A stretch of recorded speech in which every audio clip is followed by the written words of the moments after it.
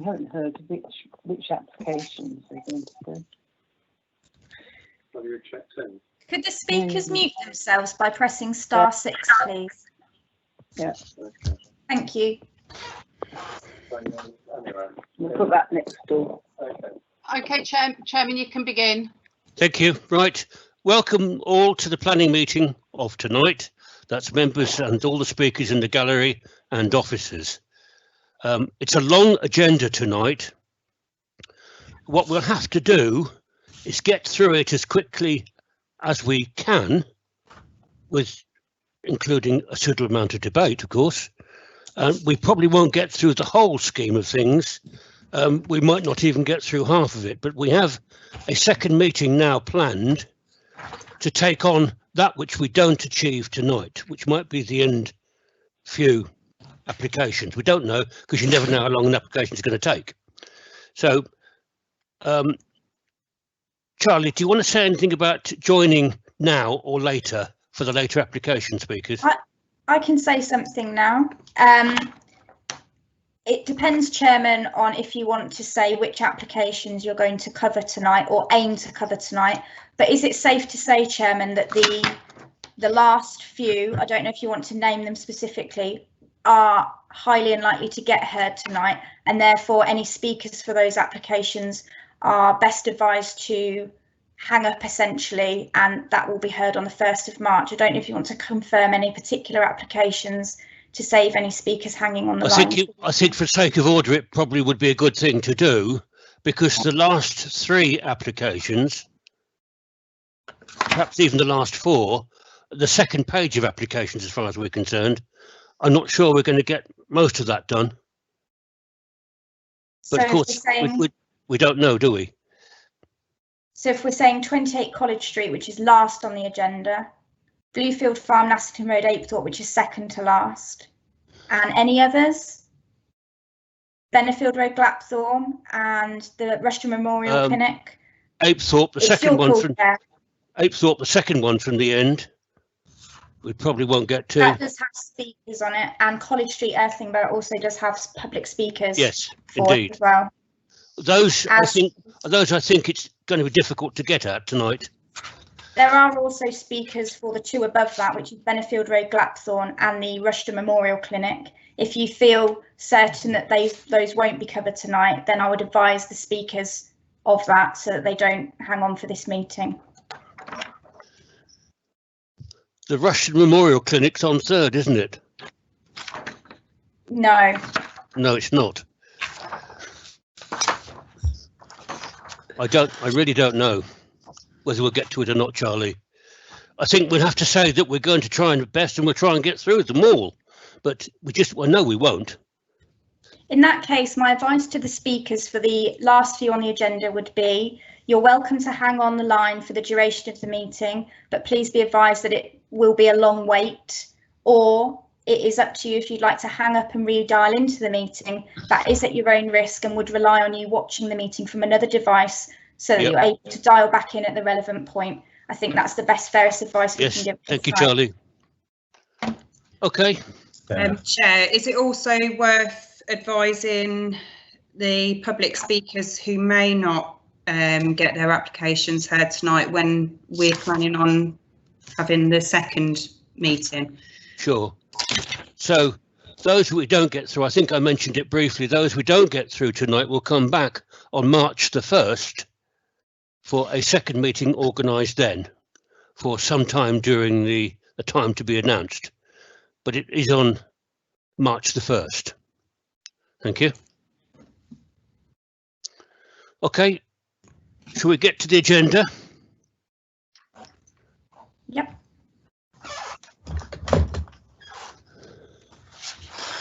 Which are apologies, please, Charlie. Thank you, Chairman. We've received apologies from both councillors Barbara Jenny and Robin Underwood. Thank you. Is it your wish that I sign the meetings from the last meeting, members? Anyone against? Aye. Anyone against? Aye. I assume that's 4 when you say aye. Okay, we'll take those minutes as read, and they will be signed off. Item 3 declarations of interest and informal site visits. So you know what we're going for. Let's do informal site visits first.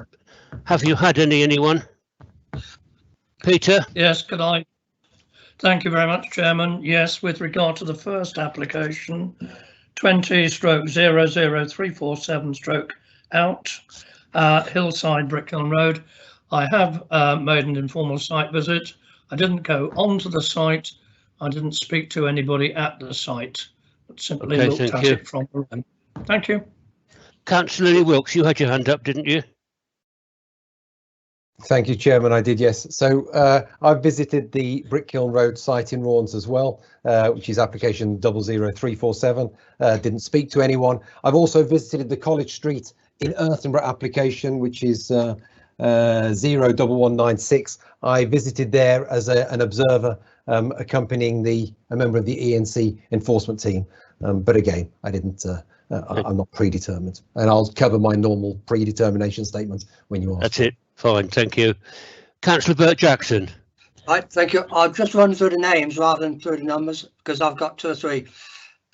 Brickhiln Road, item 1, and Home Sweet Home, informal site visit, and also going through Starbucks, John Clark Way, in fact, both of those items, and also land west of Rushden Lakes, Ditchwood Lane, and also informal site visit to the Rushden Memorial Clinic. I've also done informal to 28 College Street as well. It just depends whether you get to all those. Plus, of course, I have had communications from Councillor Dorothy Maxwell for the Home Sweet Home, and I'm sure 1 or 2 other councillors will have to give that. Thank you. Thank you, Bert. Jill, I think you had your hand up next. Yes, I've done an informal site visit for the 2 lights ones, Starbucks and the Sainsbury's Go, etc. And I mean, I know some of the other sites that I've been to past, but not actually specifically this time. Okay, thanks. Lance? Thanks very much indeed, Chairman. I've visited 00347 Hillside. I didn't go on site, I didn't speak to anybody, and I'm not predetermined. Thank you very much. Anyone else? Yep. Peter? Yes, yeah, thank you. I also have had an email, a letter from Councillor Maxwell reference the Home Sweet Well, I Home. think we could put down that we all got that letter. Absolutely fine. Thank you. Andy? Are we now on to declarations of interest? No, we're not. We're still site visits. Okay. No more site visits? Then we'll move on to declaration of interest. Councillor Hughes has got a site visit he wishes to state, I believe. Yes, I kept waving. I can't see him. Oh, well, Yeah, Dudley, yeah. That's the joys of teens. I went to the highway part of the Brickhiln Road site to observe where the various roads were. I didn't speak to anybody. Okay, thank you.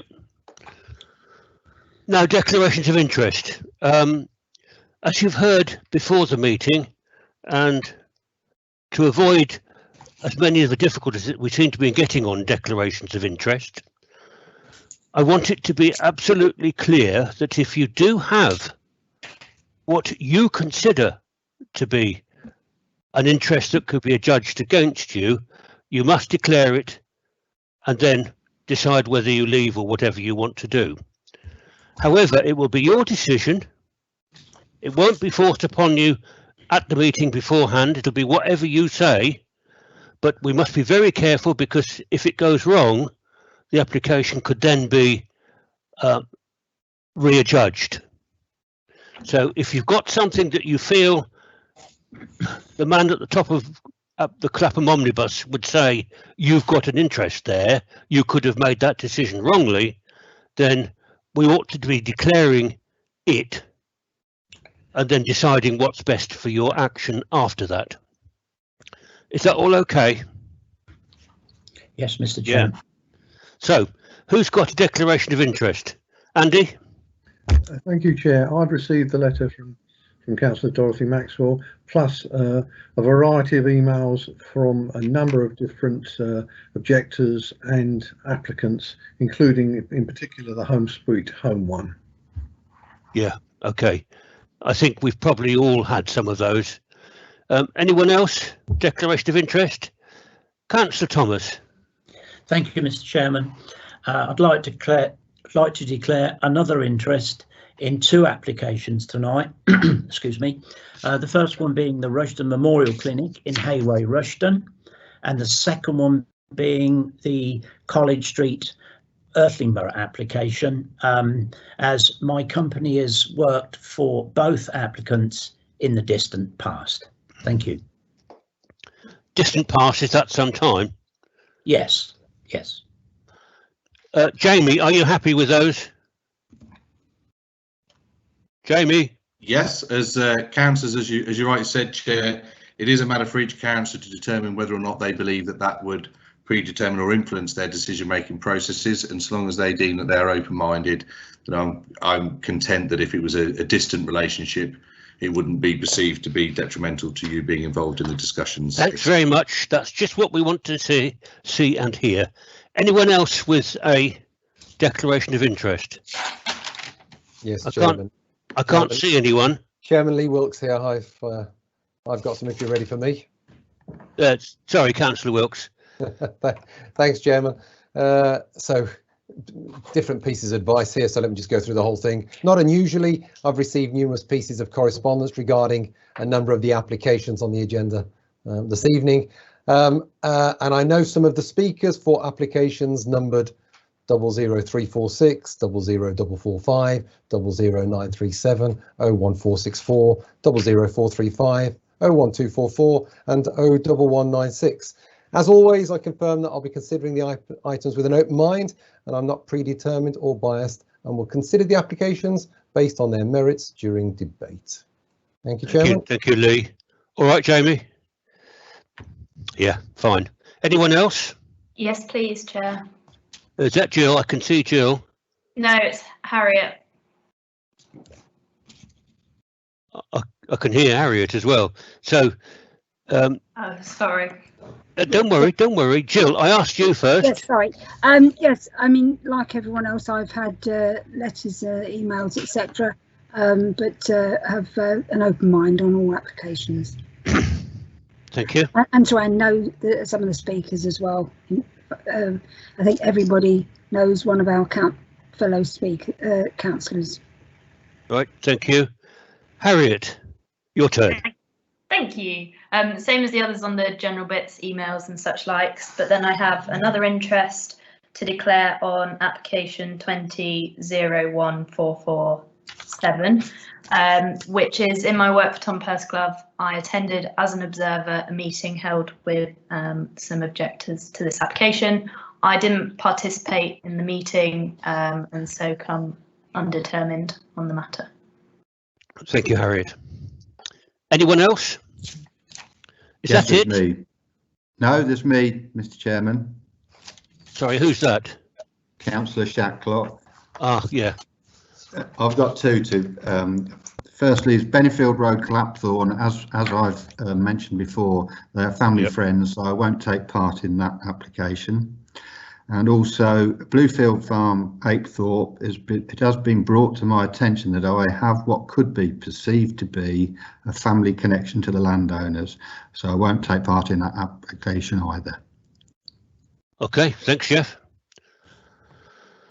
Is that it? Any more? It's a meeting in itself, isn't it? So that's the agenda item 4 over with. That was number 3, Chairman. Agenda item 3, I'm sorry. Have we got any questions on agenda item 4, Charlie? No, Chairman, no questions received. Right. Then agenda item 5 is the section 106 and delegations report. Is that yours, Carolyn? It is, thank you, Chair.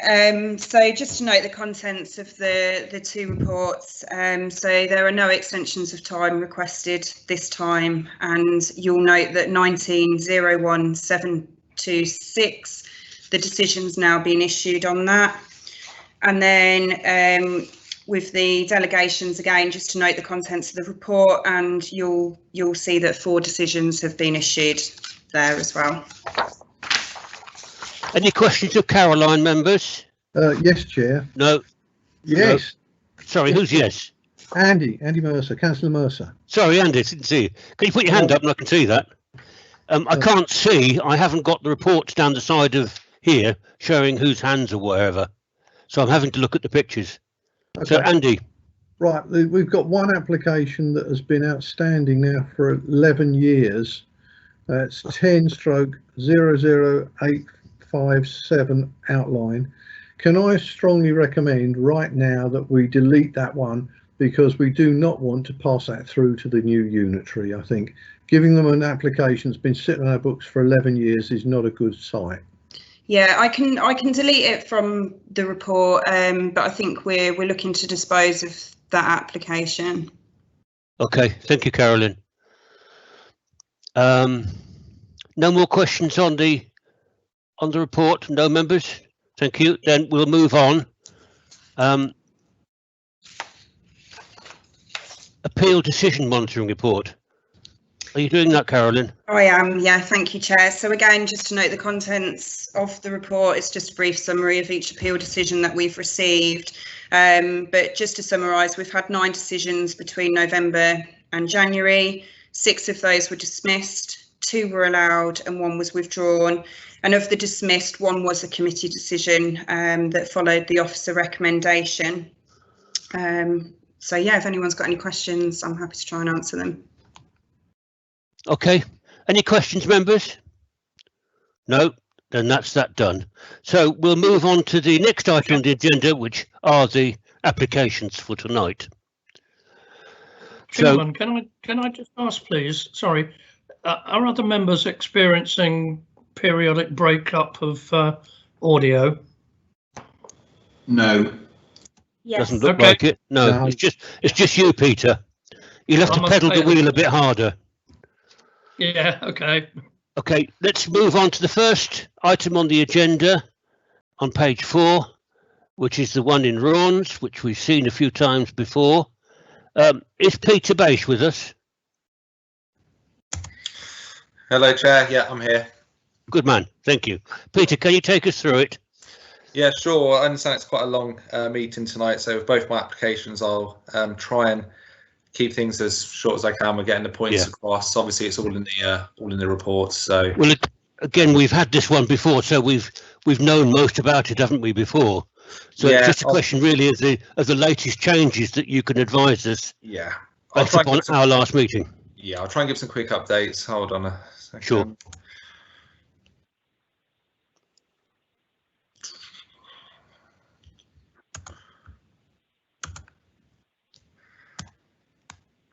Okay, so, we can see it. Yeah, fine. So yeah, this application's for outline consent. All matters reserved except access for the erection of 21 residential dwellings, Hillside, Brooklyn Road, Raunds. As you said, Chair, this is the third time this application's been before members. It was deferred twice for predominantly highways reasons.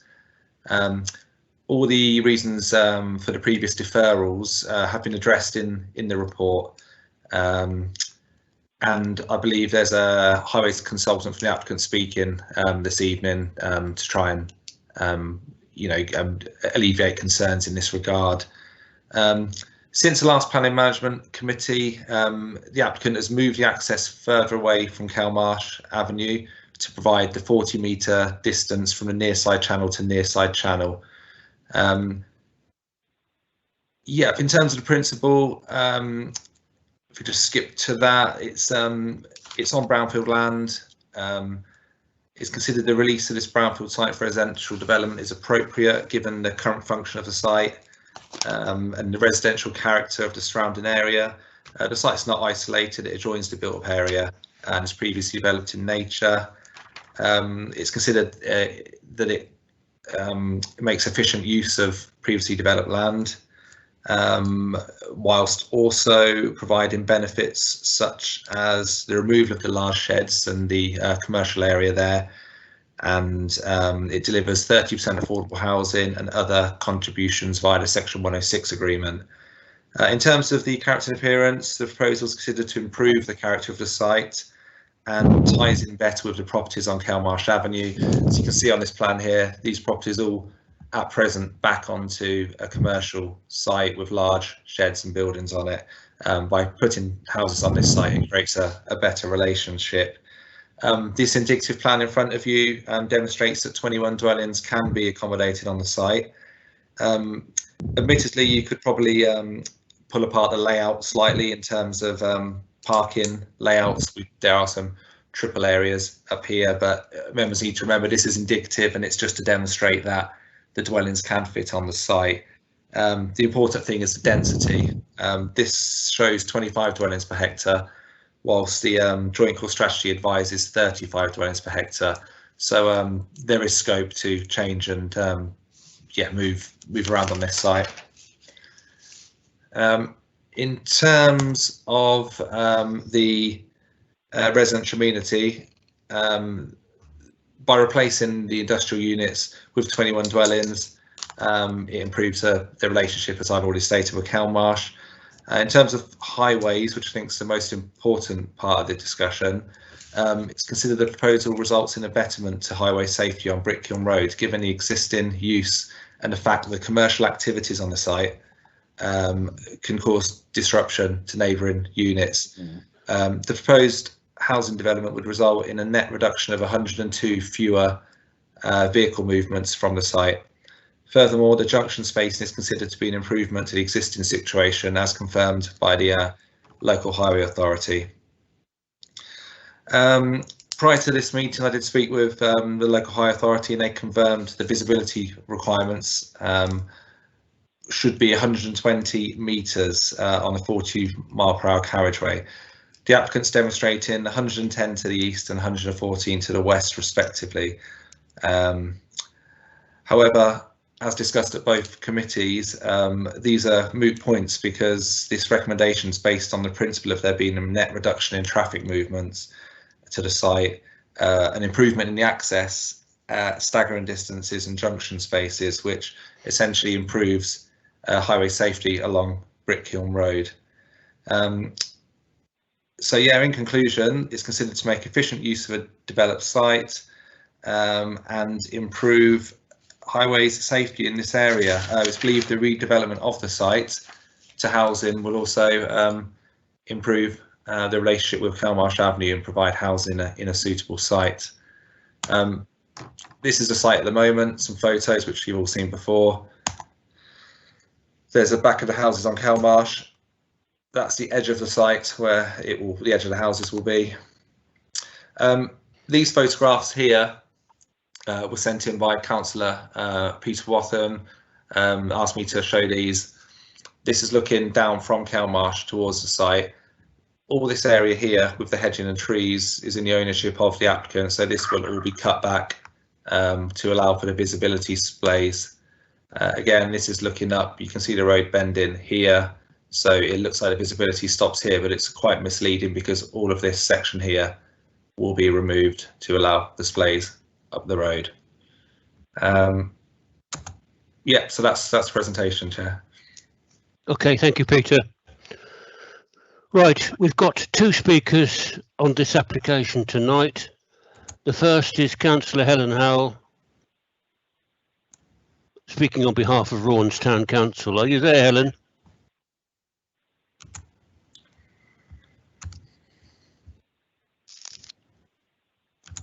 Can you hear me? Yes.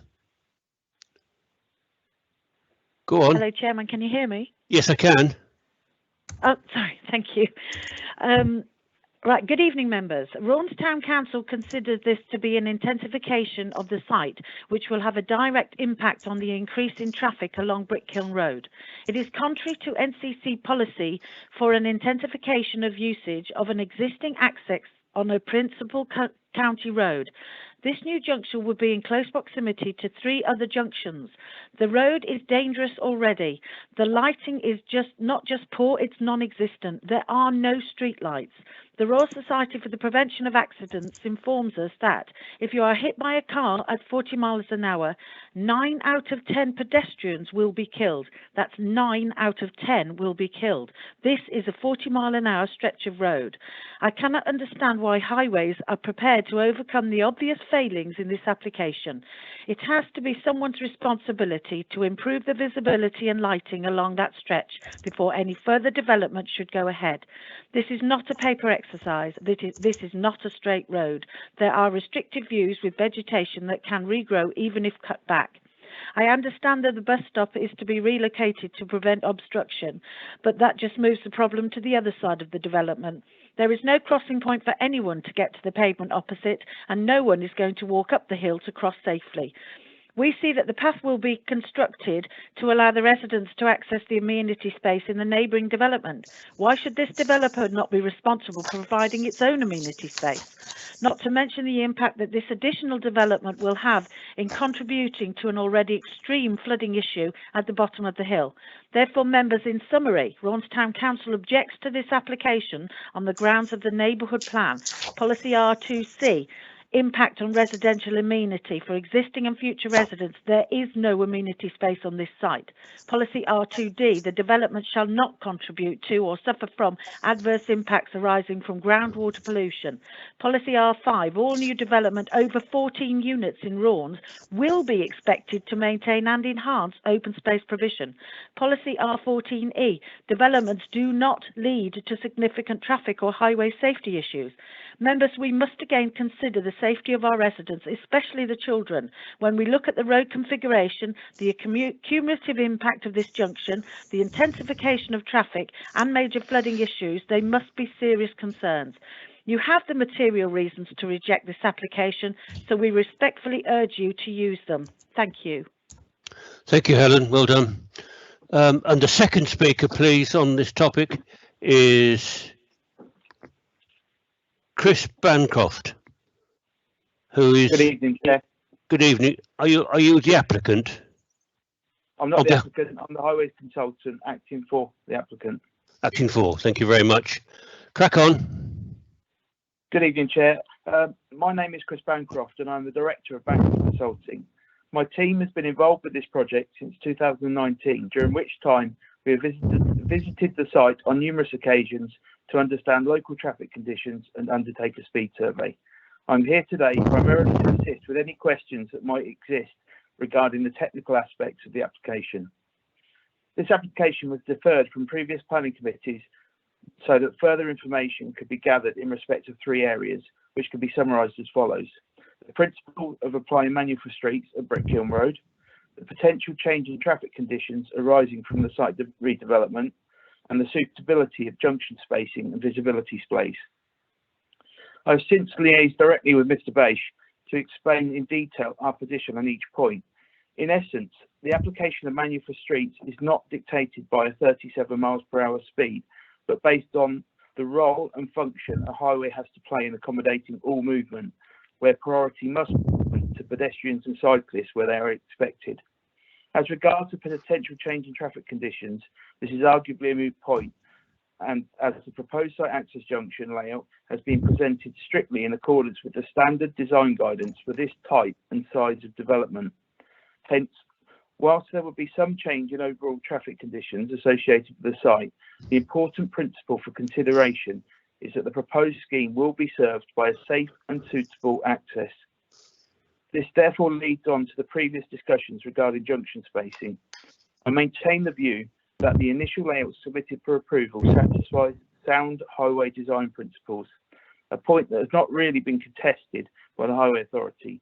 Merely they have stated their preference on the specific methodology for measuring the separation distance. However, in recognition of concerns previously raised by members, the applicant has agreed to concede this point, and hence the proposals now presented for approval reflect the 40 metres junction spacing measured between the adjacent curb lines. This has also been followed through to the updated site master plans you have available for reference. Planning policy guidance is clear that the development should only be prevented or refused on highway grounds if there would be an unacceptable impact on highway safety or the residual cumulative impact on the road network will be severe. So given that we now have an agreed position with the Highway Authority on the technical aspects of this application, I trust that members are now content that there are no outstanding highway safety concerns, and that at least from the highways point of view, this scheme could be delivered in accordance with the requirements of the National Planning Policy Framework. Thank you for your time, and please feel free to ask any questions you may have. Thank you very much. Right, those are the speakers for this application. We'll now move to the members again, yeah, and we'll ask the ward member, Councillor Peter Wathen, to introduce the application from his point of view. Chairman, it's Lance Jones here. It's Lance, is it? Yeah, I wondered if it was yours or his. Yeah. But Peter's spoken on this one before. Sorry, which of you wants to speak on it tonight? I'm expecting to speak on this, Chairman, as I've spoken on it previously. Sorry, do you want to speak tonight on it rather than Peter? Well, every meeting it's come up at, I've spoken to it and was expecting to speak on it tonight and attended other meetings. Then you carry on and speak to it tonight, Lance. Right, thank you. Chairman, if I could say, I'm more than happy for Lance to speak on this. Thank you. But I would ask, I don't know how to put the chat thing on. I would ask to be given the opportunity to speak after Councillor Jones. Thank you. I'm sure we couldn't stop you, Peter. I'm sure you couldn't. Lance. Okay, so having read all of the papers and heard the representations made so far, there's clearly going to be a difference in opinion around intensification of traffic and also the value of converting brownfield sites. So before I say anything further, I welcome the comments from other members before I make a proposal later. That's it, is it, Lance? Well, yeah, that's all you're going to say to start with. That's fine. Start with, yeah. I didn't know whether you've been cut off there or not. So, Councillor Andy Mercer was first on the boards. It wasn't. I put mine on the chat. I will defer to Councillor Wathen as he's been waiting. Councillor Andy Mercer, will you give your part, please? Okay, Chair. Right, several points. First one is that this is an intensification in the theoretical sense because the maximum usage of it will be reduced, but in practical terms, as measured, it seems unlikely it will be anything other than correction. It will be a de-intensification if you look at what's actually happening on the ground, probably, but it will be, in theory, an intensification because there will be less of start that again. In theory, there is no limit to what usage it can have at the moment. And with the new application, the theory is that there will be an upper limit, roughly speaking, to the number of movements. Therefore, it's being claimed that this application is reducing the number of movements. In reality, in practical terms, it's probably going to increase the number of movements compared with what's actually happening on the ground. However, we have to go with what the officers have advised us on this, which is a problem as far as I can see. Yeah. But there's 2 points I would like to make specifically. The first one is that the plan that we were shown during the presentation is different to the plan that's in the document that I received through the post. The document I received through the post is, I'm sure, the up-to-date one, so I would like confirmation that the plan there is the one that we're voting on, not the one that was shown in the presentation, where it has the road in the old position. And the second point is that it's been pointed out that there's no street lighting there. Is there any way we can put in a condition requiring a street light opposite the junction to improve road safety? Peter Bache, can you answer those 2 points? Yeah, can answer those 2. Councillor Mercer's right. That was the old plan, the old indicative layout. The proper indicative layouts are the ones that were sent to you, which does have that kind of awkward parking element at the front of the site. There's about 6 or so visitor spaces, so that's the indicative plan. But again, that is an indicative plan. In terms of the street lighting, again, that's not something I could kind of agree right now. It's something that could potentially form part of the discussions with the Highway Authority in regards to a 278 in terms of the improvements that are going on around the site in terms of the bus stop and the footpaths, and that's conditioned in the officer report. But no, I couldn't confirm any street lighting this evening. Okay, thank you, Peter. Councillor Peter Watson. Thank you very much, Chairman. Right, yeah, my concern on this one is the road safety element. The application is an outline and reserve matters, everything except the access. I'm wondering if the officer, I sent through another photo today. I wondered if the officer would be able to put that on the screen, please. So what photo is that? The only photos I had were the 2 photos I added at the end of the presentation. I sent one through around about midday today. If you haven't got it, okay. I mean, I'm not. No, I've just got those 2. Those are the only 2 that I received. The ones looking from each direction. Okay. Right. Okay. Well, we'll go without that.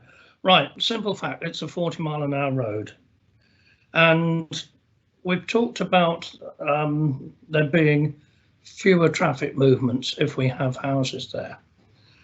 Now, at the moment, I never see any vehicle move off that side, except that there is the potential, as it has current planning permission, for there to be more. But I would really feel that the likelihood of that is very, very little. It's been mentioned about a traffic survey. The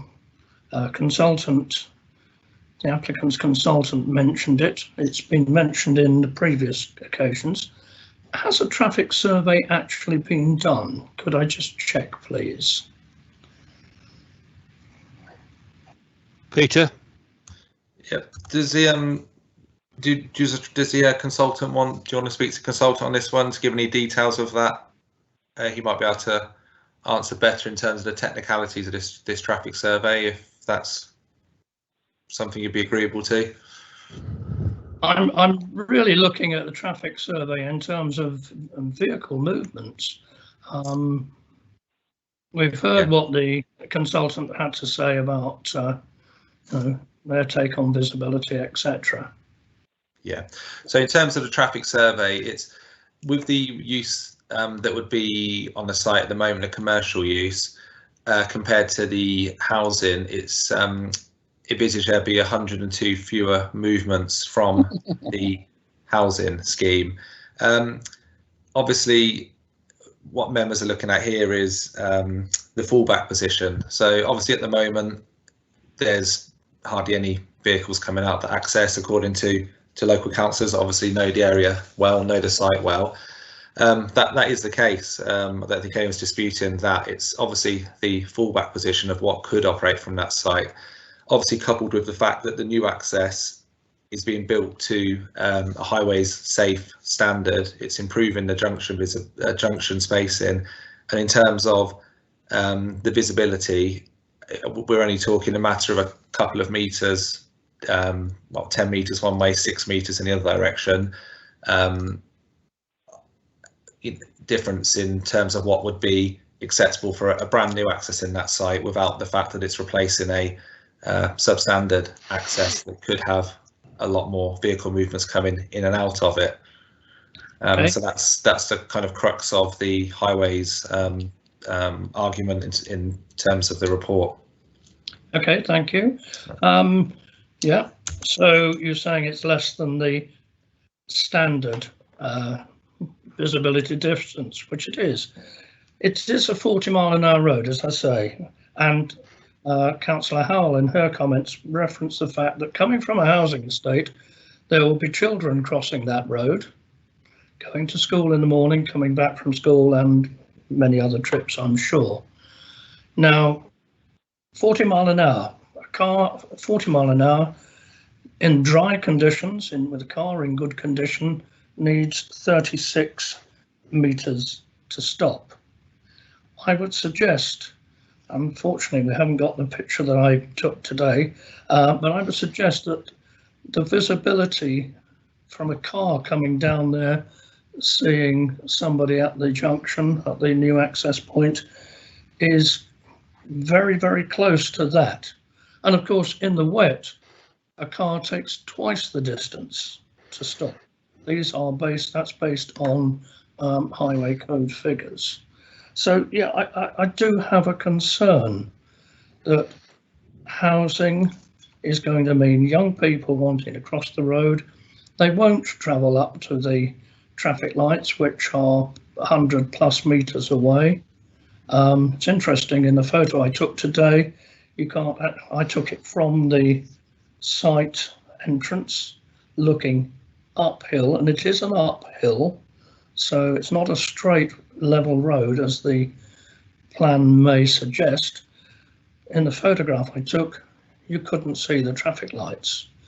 So kids won't walk up to there, adults won't walk up to there, they will cross the road. And I'm sorry, I really do have great concern that we've got the responsibility for the safety, and I think we've really got to take it most seriously. I'll stop there because I know other Okay, Peter, thank you. Further comments. Yeah. Chairman, are you able to see the chat? Because Councillor Hughes put something in the chat way before anyone else spoke, and I'm not sure if you're actually able to see the chat. I can't see the chat. You have to click your little, looks like a little folder with a downward point, and that brings up the chat down the right hand side of your screen. You can't see us and we can't wave.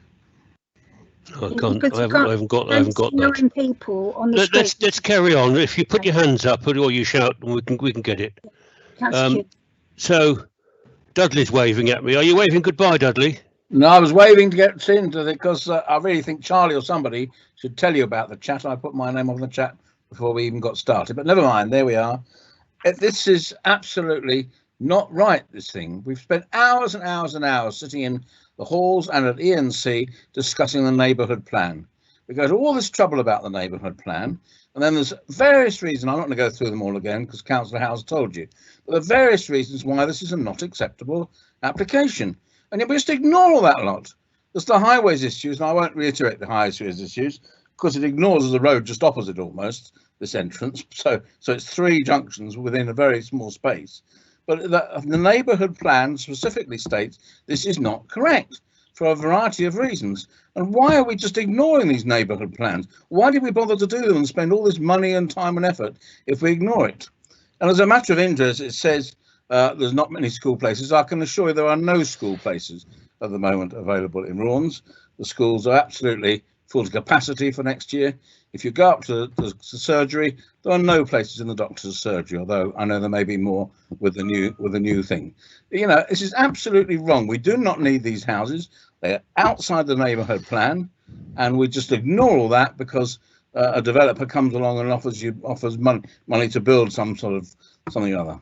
Please, can we absolutely take note of the neighbourhood plan and refuse this on neighbourhood plan and all the highways issues, which are very dodgy. I mean, it's nonsense. These children got to cross the road to get to school because 24 houses, we've got tandem parking, very much against the Northampton parking strategy. The whole thing is against all the various plans, and yet we go ahead and persist with it. Thank you, Dudley. Councillor Andy Mercer, did you have your hand up or was it Jill? Me. It's Jill. It's Jill. Couldn't chat. Yes, I didn't take notes of it because there were so quite a few points that Councillor Howell made about the neighbourhood plan, and they really sounded you know, to ring home as items that we should take note of, and Councillor Hughes just referred to them. And obviously the people from Raunds know that their neighbourhood plan, and I'm afraid I don't know it inside out. But it certainly, I just wonder if the officers could come back about those items that Councillor Howell mentioned on the neighbourhood plan, because they seem to be very salient points. Peter, do you want to comment on the neighbourhood plan? Yeah, all I can really comment on is it's our opinion that the development's in full accordance with the neighbourhood plan. I think the principle of development section in the report Paragraph 7.4 goes into some detail in terms of the principle, in terms of the neighbourhood plan. I think there was mention of open space provision, amenity open space. That's as part of the Section 106 agreement. I think it's past Section 12, the heads of terms goes into detail. I think there's going to be 2,065 square metres of open space, nearly £12,000 worth of health contributions. Obviously, the affordable housing is 30%. You've got education, which is 72k for primary, 80k for secondary, and there's ongoing negotiations on the early years, which before the Section 106 would be signed, that would be agreed in terms of the money for the early years.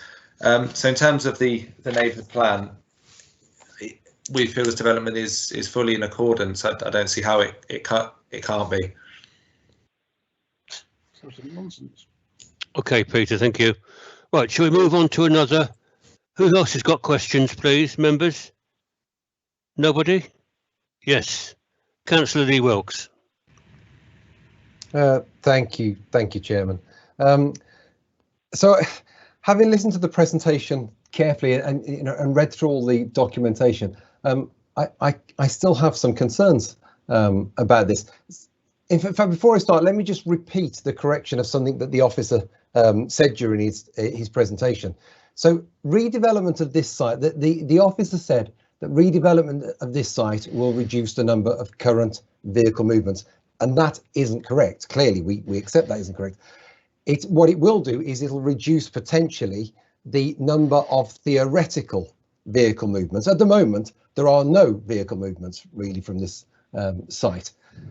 So that's an important distinction, because it made it sound like there's going to be a current a reduction straight away.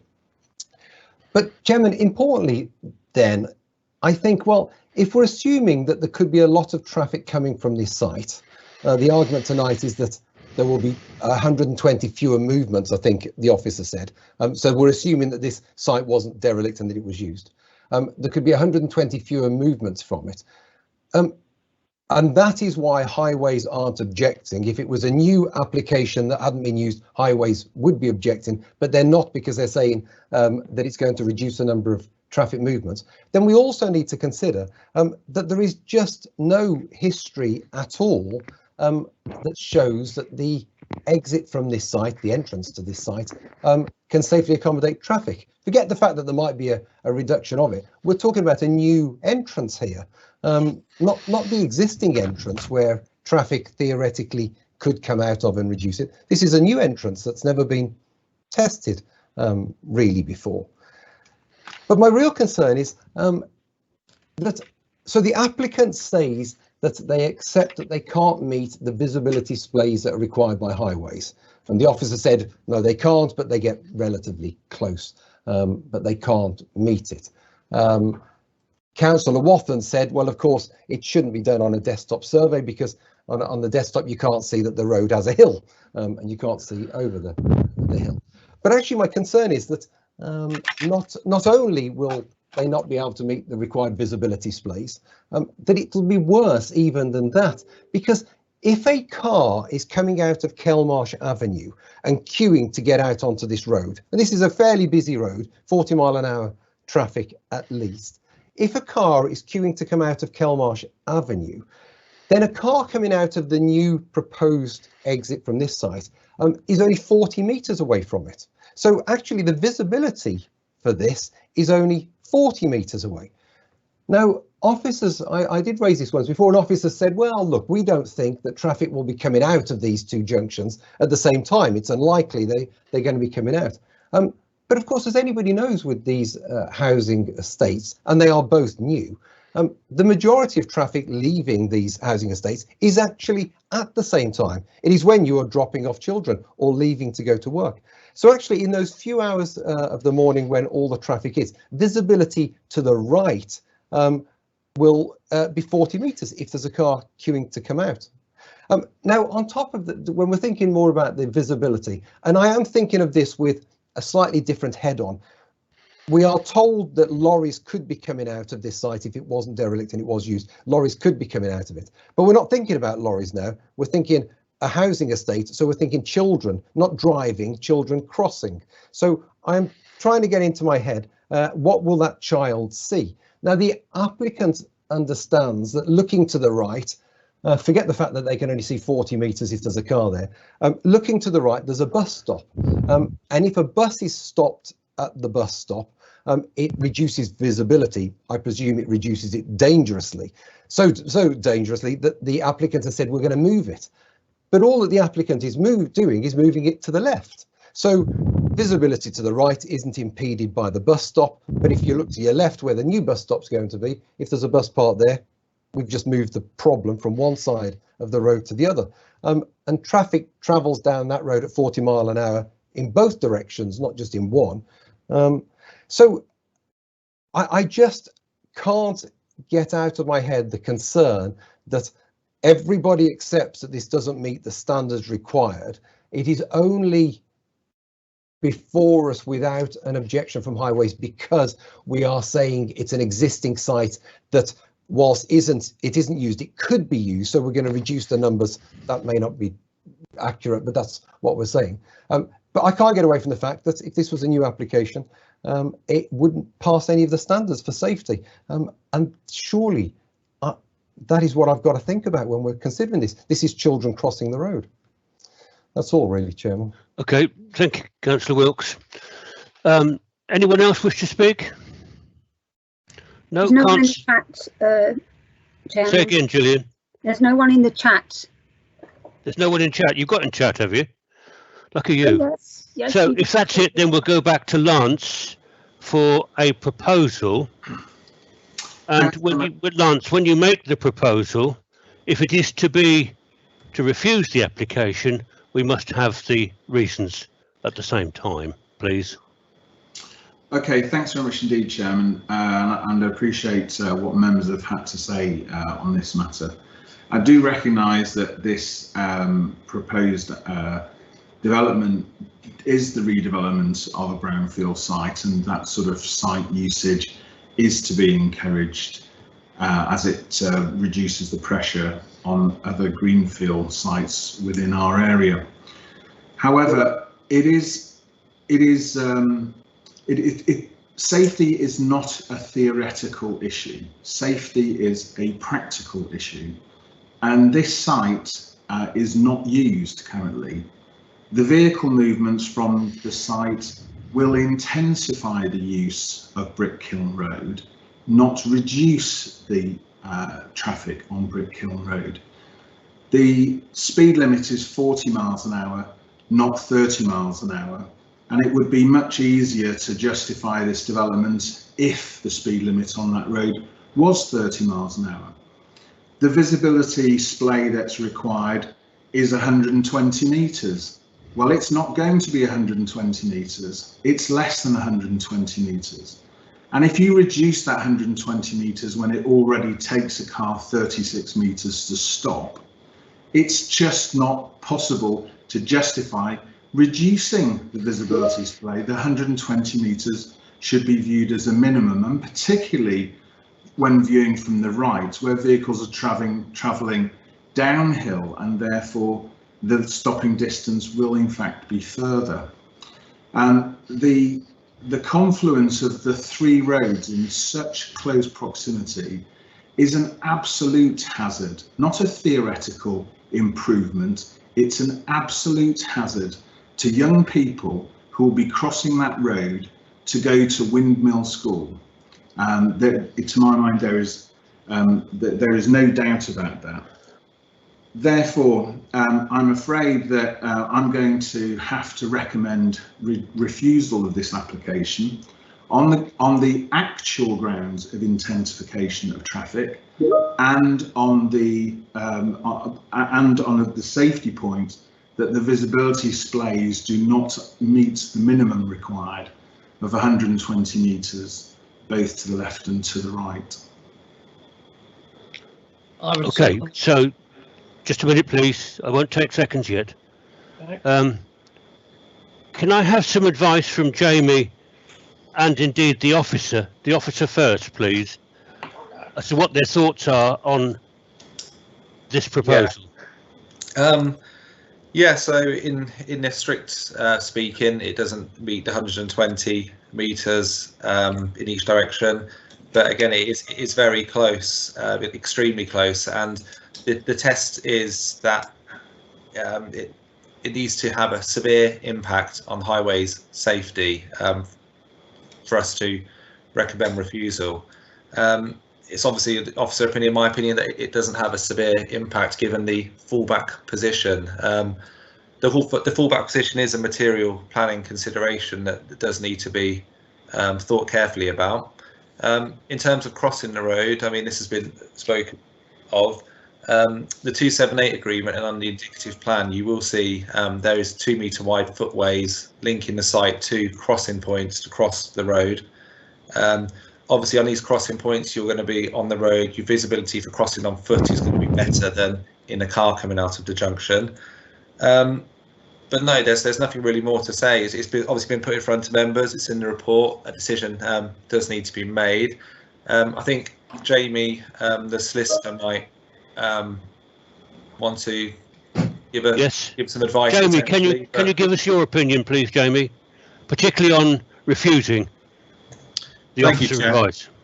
Thank you, Chairman. Yes, through you. As your officer has said, it is clear that this is a brownfield site. It does have the ability to allow that traffic movement, although I appreciate from everybody's comments that traffic movement isn't currently occurring. But in highway terms, the highway assessment has been carried out, and it is deemed that although not quite to the specified requirement, it is acceptable in terms of highway design. So for you to wish to go against that, you would have to consider that it is such a severe risk that you would go against the highways advice. I do have to say that it is a high risk, because normally in these matters, if you wish to go against the Highway Authority and their comments, then there needs to be significant evidence to justify that determination as to go against what the report has said. We don't have that evidence, do we? Not that I'm aware of. No. Okay, thanks. Yeah. So that was the proposal. I duly second. And I'll ask for a seconder now.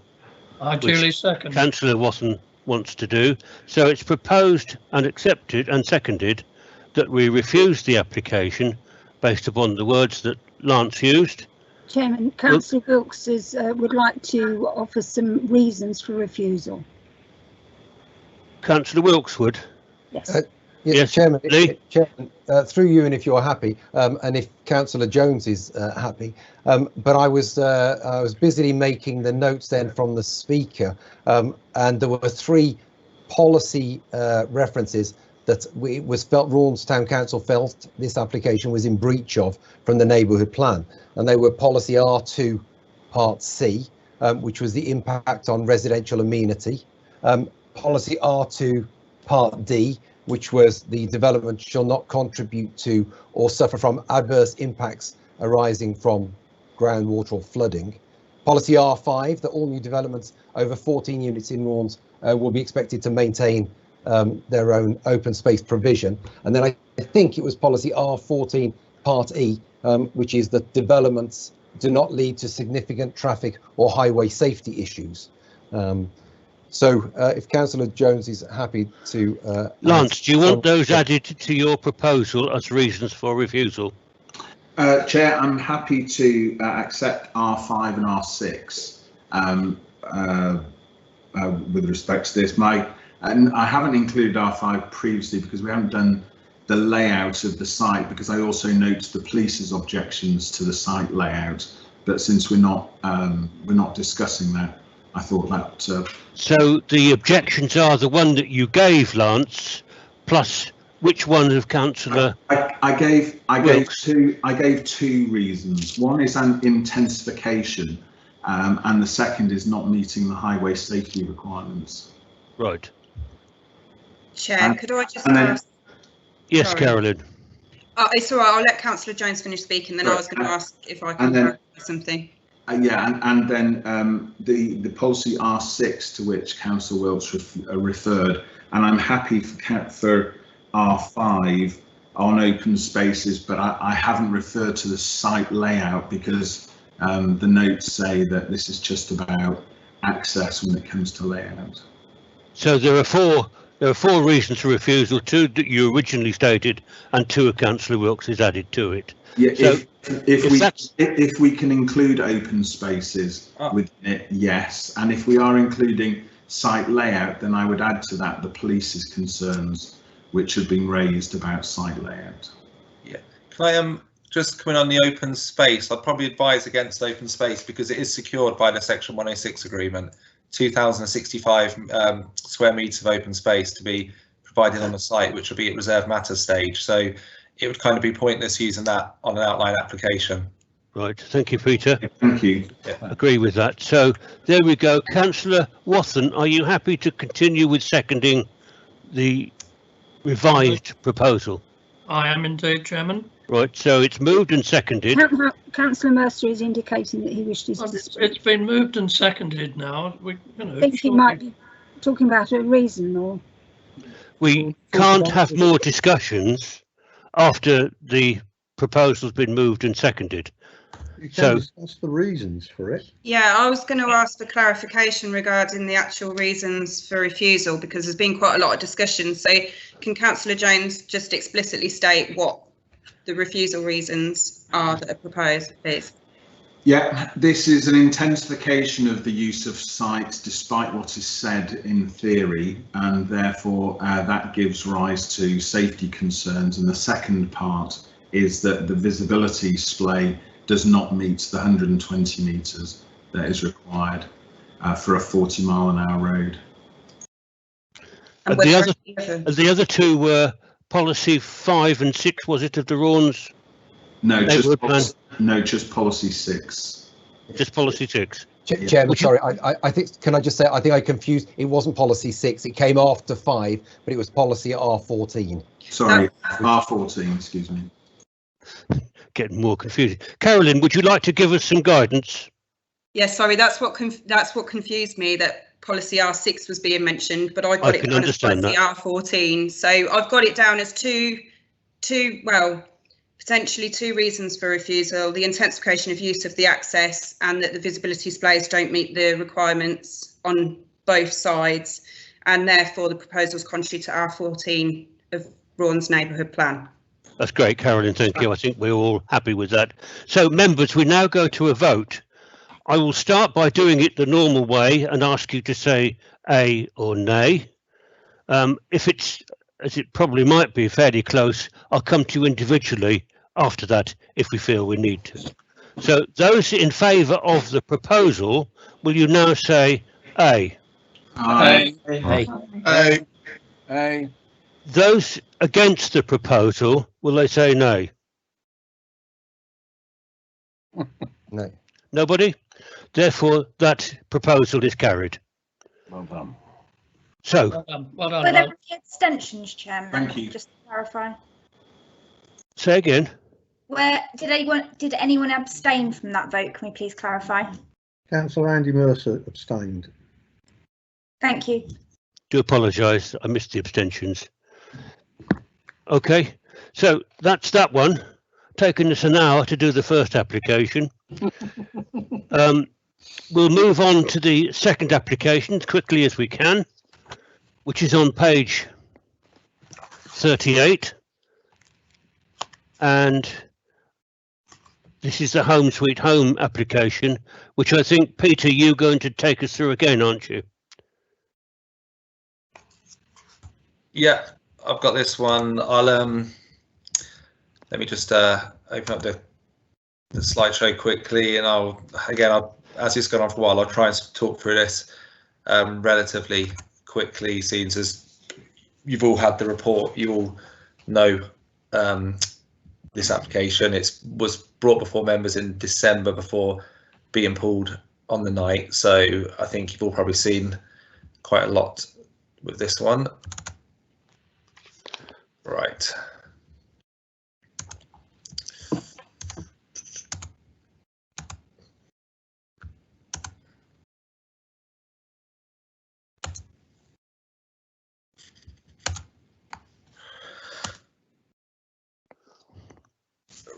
Right, okay, so this application proposes the creation of 37 dwellings. In order to accommodate the flats, it's proposed to demolish the rear factory and convert the former, convert the Art Deco building at the front. 2 new blocks are proposed, one at the back, one at the front. The block at the back will be the new large modern designed block, whilst the block at the front will attach to the Art Deco building and be designed more in keeping with that original building. The proposal would comprise 3 stories and consist of 11 one-bedroom units, 25 two-bedroom units, and 1 3-bedroom unit. The proposal is for 100% market housing. The proposal would create a new access off Shirley Road, which would serve as the main vehicular access into the site and parking area. 38 car parking spaces are proposed, which includes 6 disabled bays, and there'll be bin storage as well in that area. In terms of principle of development, Rushden, as you know, is a growth town. This means it's a focus for infrastructure investment and employment, housing and leisure. So in terms of housing this location, it's fully supported by the Joint Core Strategy. Notwithstanding the Joint Core Strategy, policy H4 of the Rushden Neighbourhood Plan explicitly deals with flatted development.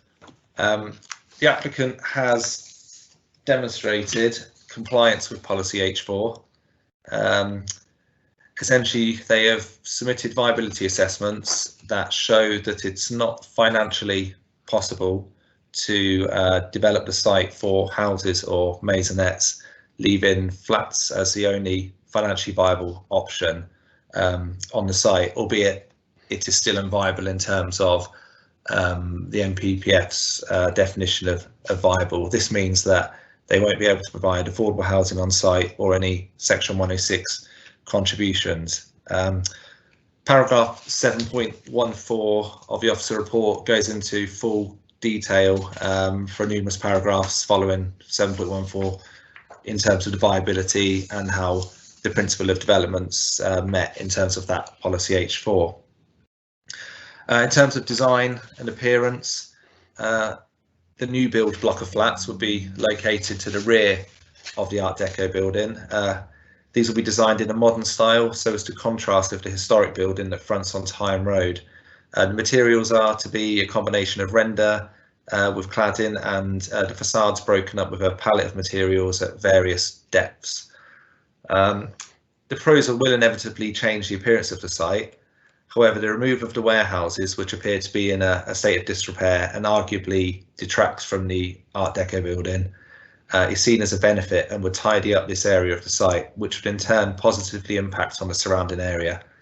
The proposed new contemporary block of flats would contrast in a manner that would be read separately and function cheek by jowl with the compromise without compromising the historic importance of the retained Art Deco building. This approach ensures that the non-designated heritage asset retains its landmark status at the front of the site. The size and bulk of the new build block of flats is considered to be relatively large when viewed against the Art Deco building, a factor that's exacerbated when the levels of the site are taken into account. However, one has to assess the proposal and its actual harm it would visually cause to the character and appearance of the area. In terms of the impact of the new build block of flats, the applicant has submitted site sections that demonstrate the relative building heights. It is clear when standing on Higham Road looking towards the site, the new build block of flats would largely be obscured by the Art Deco building, with only glimpse views possible when looking across from the Asda petrol forecourt or up Shirley Road. From Shirley Road, the whole elevation would be visible, 3 stories in height. The side sections confirmed the proposal would be lower than the opposite side of Shirley Road, the flats there, and the contemporary design helps break up the bulk of the proposal. In conclusion, in terms of its visual impact, the scheme would undoubtedly change the appearance of the site and introduce an extension to the Art Deco building and a large block of flats to the rear of the site. But it's considered that, on balance, the proposal would not cause unacceptable harm to this character, to the character and appearance of this section of the local area. This would obviously be subject to conditions in regards to materials and landscaping. It's important to note that this area of the town is characterised by denser urban development of up to 4 stories in height, with a petrol station and the Asda building opposite. In terms of the impact on a non-designated heritage asset, although some harm is identified to this building, it needs to be weighed against the benefits of the scheme. On balance, the development of the site provides an opportunity to retain and safeguard the original Art Deco building. The proposed development on the site provides the support to renovate this building and secure its ongoing use as a landmark building for future generations. Taking this into account, it's considered that the level of harm caused to the non-designated heritage asset is outweighed by the retention and renovation and the continued use of this building. In terms of residential amenity, the applicants demonstrated that there would be no significant overlooking or overbearing on any neighbouring uses. In terms of highways, safety and parking, there's no kind of getting around the fact that the site provides only 38 spaces. This is well below the required amount from the Northamptonshire highways parking standards, which would be over 70 spaces. But members do need to consider that this is a town centre location where it has a good access to many services and amenities, and a parking beat survey was conducted by the applicants that demonstrated that there would be sufficient parking on the streets and public car parking areas in the area to cater for the shortfall in numbers. The Highway Authority don't object to this application on terms of highway safety or parking. So that's the position the council finds itself in that regard. In terms of other issues such as drainage, ecology and archaeology, they're all acceptable, and these are all acceptable and conditionable. So the recommendation is one of approval, subject to the conditions attached in the officer report. Thank you, Peter. Very clear report. So let's move on to the speakers for this application. The first of which seems to be Councillor Maxwell.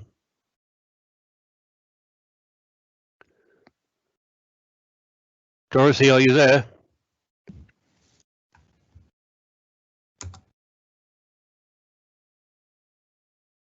Councillor Maxwell, we can't hear you.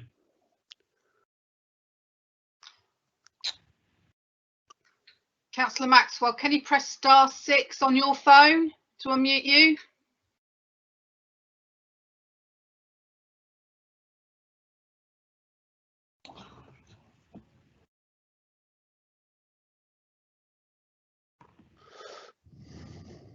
Dorothy, can you hear us?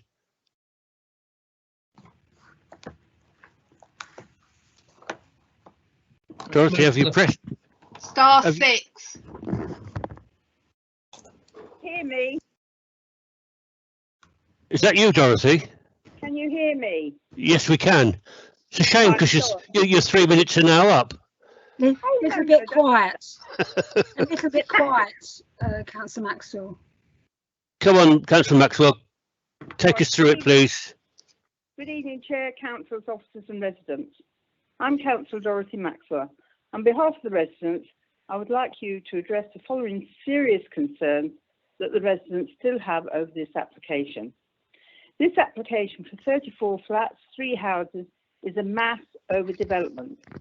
DEFRA states that new developments should avoid noise, pollution, artificial light, which would impact the health and quality of life. In the consultant's report, it states that the windows would not be able to be open due to noise level and pollution in Hine Road. 38 parking spaces for 34 flats, 3 houses, would, if you had 2 people per flat, you'd require 70 spaces. Where do you park? Then you have the A5 fish and chip shop. Where do they park?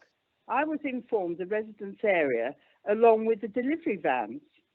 NCC Highway state they have concerns over undercroft parking, as they're not sure 2 cars would pass at 4.5 metres. 2 Range Rovers at 2.2 wide would clearly have a problem. And what about the dust cart and the fire engine? The Senior Conservation Officer, page 59, has concern about the size, scale and design of this building, as he feels it will have a negative impact on the heritage asset. The National Planning Policy Framework states in paragraph 170 that the impact on pollution on health and living conditions should be taken into account and not to create unacceptable risks of level of noise and odour. Therefore, why would you build a block of flats, a block of 34 flats, 3 houses round an A5 fish and chips takeaway? You would not include a fish and chip shop in a planned residential development if you're starting with a blank canvas. So why build a development round one? There are parallels between this application and 1110 Hine Road for fish and chip takeaway. And in 2010, this was refused by ENC and the planning inspector twice. The reason: noise, odour, parking and pollution. We know that Hine Road creates traffic every day with Asda Garage next door to this site, 4 traffic lights, a pedestrian crossing, and this creates air pollution which killed a young girl. Therefore, I ask you to turn down this application for all these reasons to protect the residents, parking, noise, air quality, odour and traffic. Thank you for listening. Thank you, Councillor Maxwell. The second speaker is Councillor Paul Harvey, representing Rushden Town Council. Sorry, I think, is that Harley, not Harvey? It's Harley, isn't it? Sorry, Paul. Hello. We can hear you. Rushden Town Council objects to this application. Whilst we appreciate the existing building needs to be utilised, we consider the proposed new build flats will be out of keeping with existing properties on North Street. The flats would be overbearing and this would result in residents in North Street losing their privacy. The mass and scale of the proposed flats is totally disproportionate to the existing street scene and will totally dominate the surrounding area. Whilst we are in favour of the sympathetic development of the existing building and understand that apartments would be a feasible option, we strongly do not agree that further flats would be appropriate for the rest of the site. The new flats proposals are in direct conflict with Rushden Town Council's Neighbourhood Plan Policy H4, as they could easily accommodate townhouses as opposed to flatted accommodation. This conflict with our neighbourhood plan has been highlighted by our planning policy in their subsequent responses and objections. We consider the proposed number of flats does contravene policy 30 of the Joint Core Strategy, as it would constitute an over-concentration of a single type of housing, where this would adversely affect the character of the infrastructure of the area. We have stated on numerous occasions Rushden now has an over-provision of flats within the area of the High Street. The High Street is effectively now ringed with flats, and this does not create a balanced housing mix. Many of the recently built flats remain unsold or unlet, as we feel the market for flats has been saturated. We would draw attention to planning policy response. The developer has failed to provide clear evidence and justification that the benefits of the scheme would outweigh the harm by proposing development contrary to the adopted development plan policies. Therefore, the proposal could not be supported in policy terms. We fully support local authority comments about insufficient parking. As previously stated, the inclusion of townhouses instead of flats on the back part of the site would reduce parking requirements and create better living spaces for residents. The area is already heavily congested with on-street parking, and the failure to provide adequate parking for this development would only exacerbate the problem. We request that the developer should reconsider the new build flats and consider a scheme of townhouses which would deliver the type of accommodation required within the town and enhance this area. Thank you. Thank you, Councillor Harley. And the third speaker we have is Richard Coyson, who's the agent, or speaking on behalf of the agent. Richard? Hello, Chair. Okay, fire away. Can you hear me, Chair? Hello? Yes. Thank you. Sorry, I was just taking off mute. Good evening. My name is Richard Colson. I'm a Chartered Town Planner and Director of CC Town Planning. I'm speaking on behalf of the owner of the site. He has owned the site for some 40 years and currently operates his business from it. We welcome the recommendation before you tonight, given the extensive pre-application discussions and post-submission dialogue with your officers over the past 12 months. The applicant has worked very hard with the case officer and wider planning department, and we have arrived at a point where there are no technical objections from statutory consultees such as highways, environmental health, heritage, drainage, etc., and conditions listed ensure that all aspects are covered adequately. In policy terms, H4 of the neighbourhood plan states that flatted development will only be supported where it can be demonstrated that it can meet any one of three criteria in relation to local need, physical and financial constraints, or be a conversion. In this case, a full viability assessment has been carried out that robustly demonstrates that the constraints on the site are such that it is not possible to develop the site for houses or maisonettes. The council have had the viability independently assessed by an accredited consultant on their behalf, and it is ratified as being accurate. As such, the scheme in principle complies with policy H4 as laid out and as agreed by officers. As part of this process, the applicant also sought legal advice from a planning lawyer who submitted his legal opinion that he too agreed that the policy test had been passed. In heritage terms, the scheme ensures the long-term survival of the Art Deco former Birch Brothers building on the site frontage. As part of the scheme, this element will be renovated and safeguarded. Whilst it is identified as a non-designated heritage asset, the scheme represents the only option of preserving and investing in the landmark building to the benefit of the town centre and the site itself for years to come. In design terms, the scheme has been reduced in scale and will be set back from the main Birch Brothers Art Deco frontage to ensure the heritage asset retains its importance in the street scene. The design lead is taken to follow and reflect the main building to integrate the scheme into it.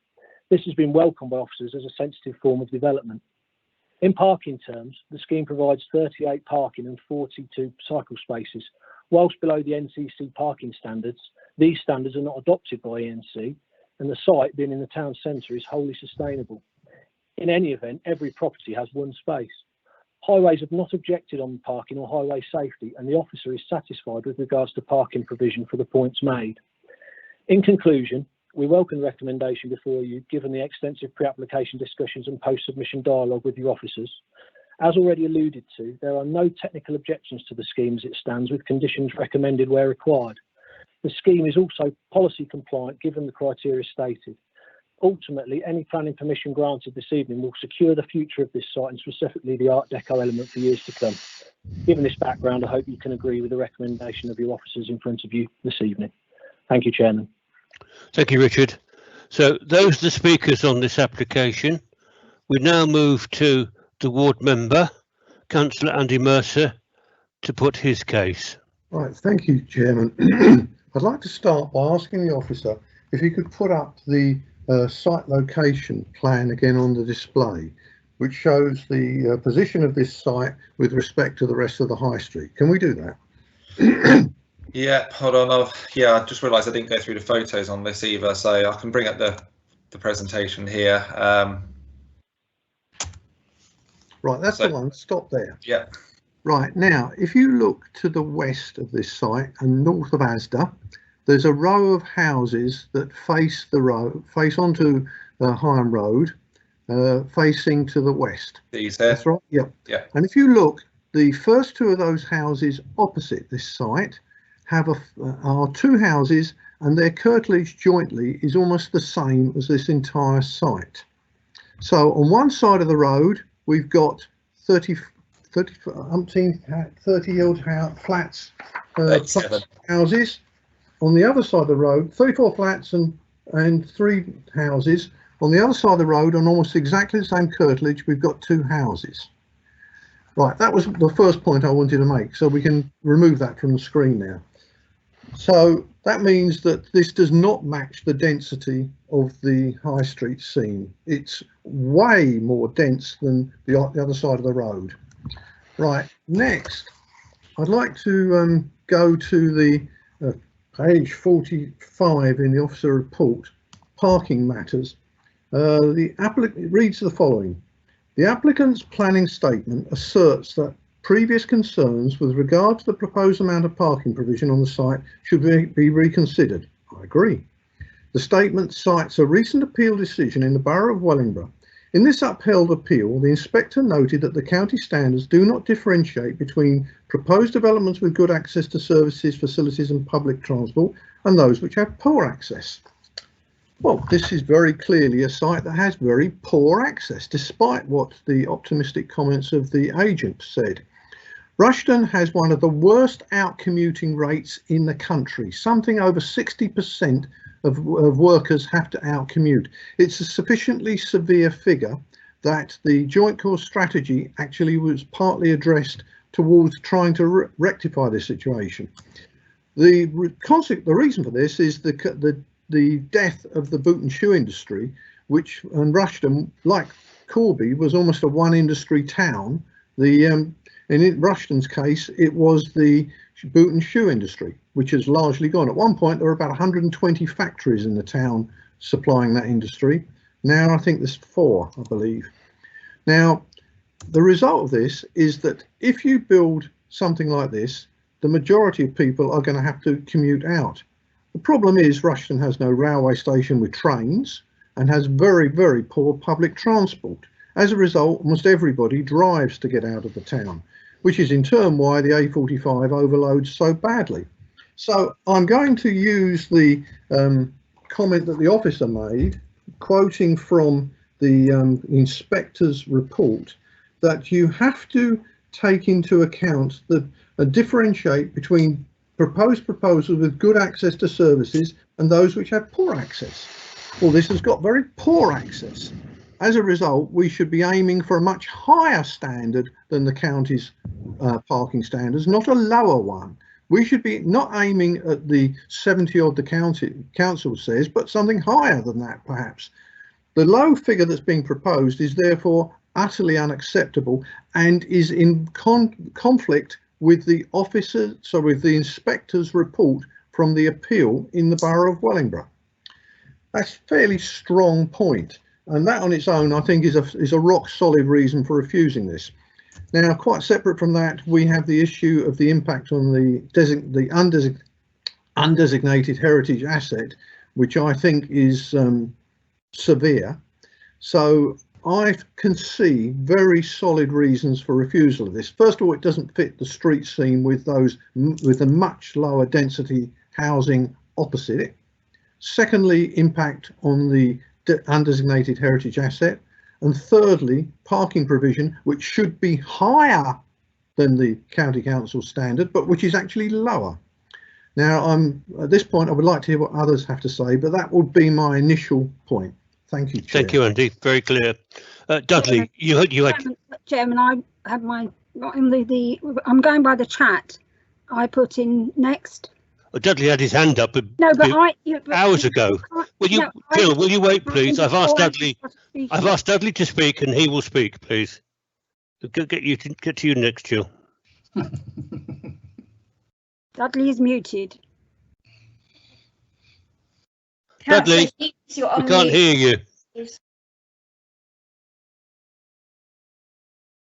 I'm quite happy to let Jill go first if she wants to count on the I'm not pushing, but if you want me to go, I'll go. Right. Well, there seems to be 3 or 4 things here. First of all, once again, the neighbourhood plan is ignored, because there are various things in the neighbourhood plan, I won't go through them because you've just heard it, that are against this application. Secondly, I wonder, when there was all this consultation and so on going on, I understood that part of the policy was there was going to be consultation with the ward member too. I noticed that the speaker talked about consultation with officers, never actually mentioned any ward members. This parking is actually ridiculous because, of course, the parking in Rushton is not 24 hours in most of the car parks. So it would only be on street parking where you'd find a space.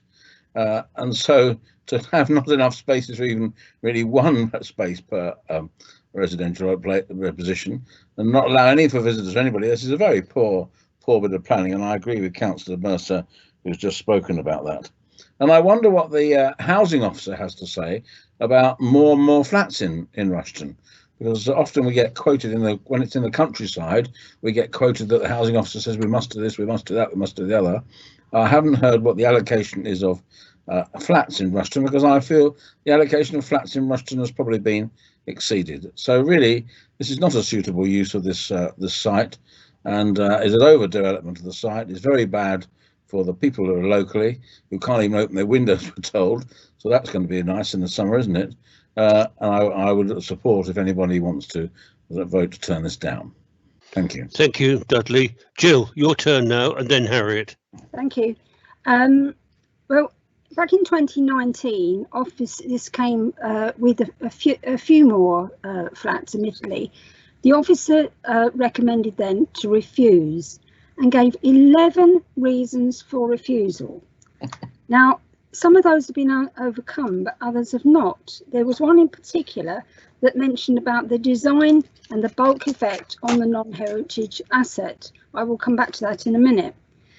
This is not supported by a planning policy. If you look at page 45, it says, it is considered that the scale of the new build is too great for the site. It will overwhelm the existing building and detract from its distinctive character, and would therefore not comply with the requirements of policy EM1.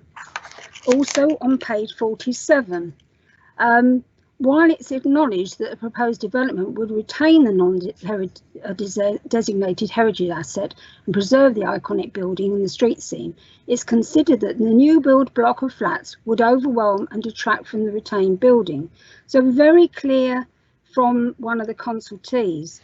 Conservation officer says that the extensions would overwhelm the form and setting of the existing building and reduce its landmark qualities. On page 59, that is. And even after some amendments, he said it would have a moderate impact. On page 73, we hear that the NPPF says about harm to non-designated heritage assets. In the assessment, it does not seem to refer back to consultees' advice, such as at 7.45. It states there would be a low impact when the conservation officer said it was medium.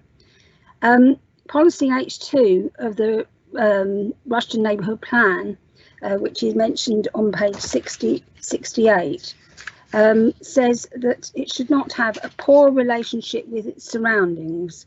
At 7.49, it says retaining the building on balance outweighs the harm, and I don't agree with that. I think that's a subjective comment, and I think that that is a valid reason for refusal. Planning policy also say that it's unacceptable on parking grounds. That's on page 45 and 48. In fact, the local highway authority, although they now say they don't object, said on 9th of June that only 20 flats should access a private access, and nothing has changed since that, though they've withdrawn their objection. And this has only got half the number in the standards. As we've heard, Rushton does not have sufficient public transport, and it's essential to have car ownership to get to work. In that case, it is not a highly sustainable area, as stated on page 77. So I would agree with my other fellow councillor Mercer on that point.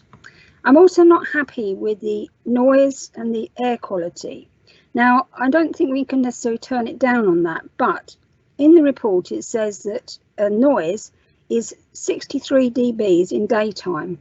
So one would presume that in order to get down to 55, which is the amount that you shouldn't exceed, you would have to keep your windows closed.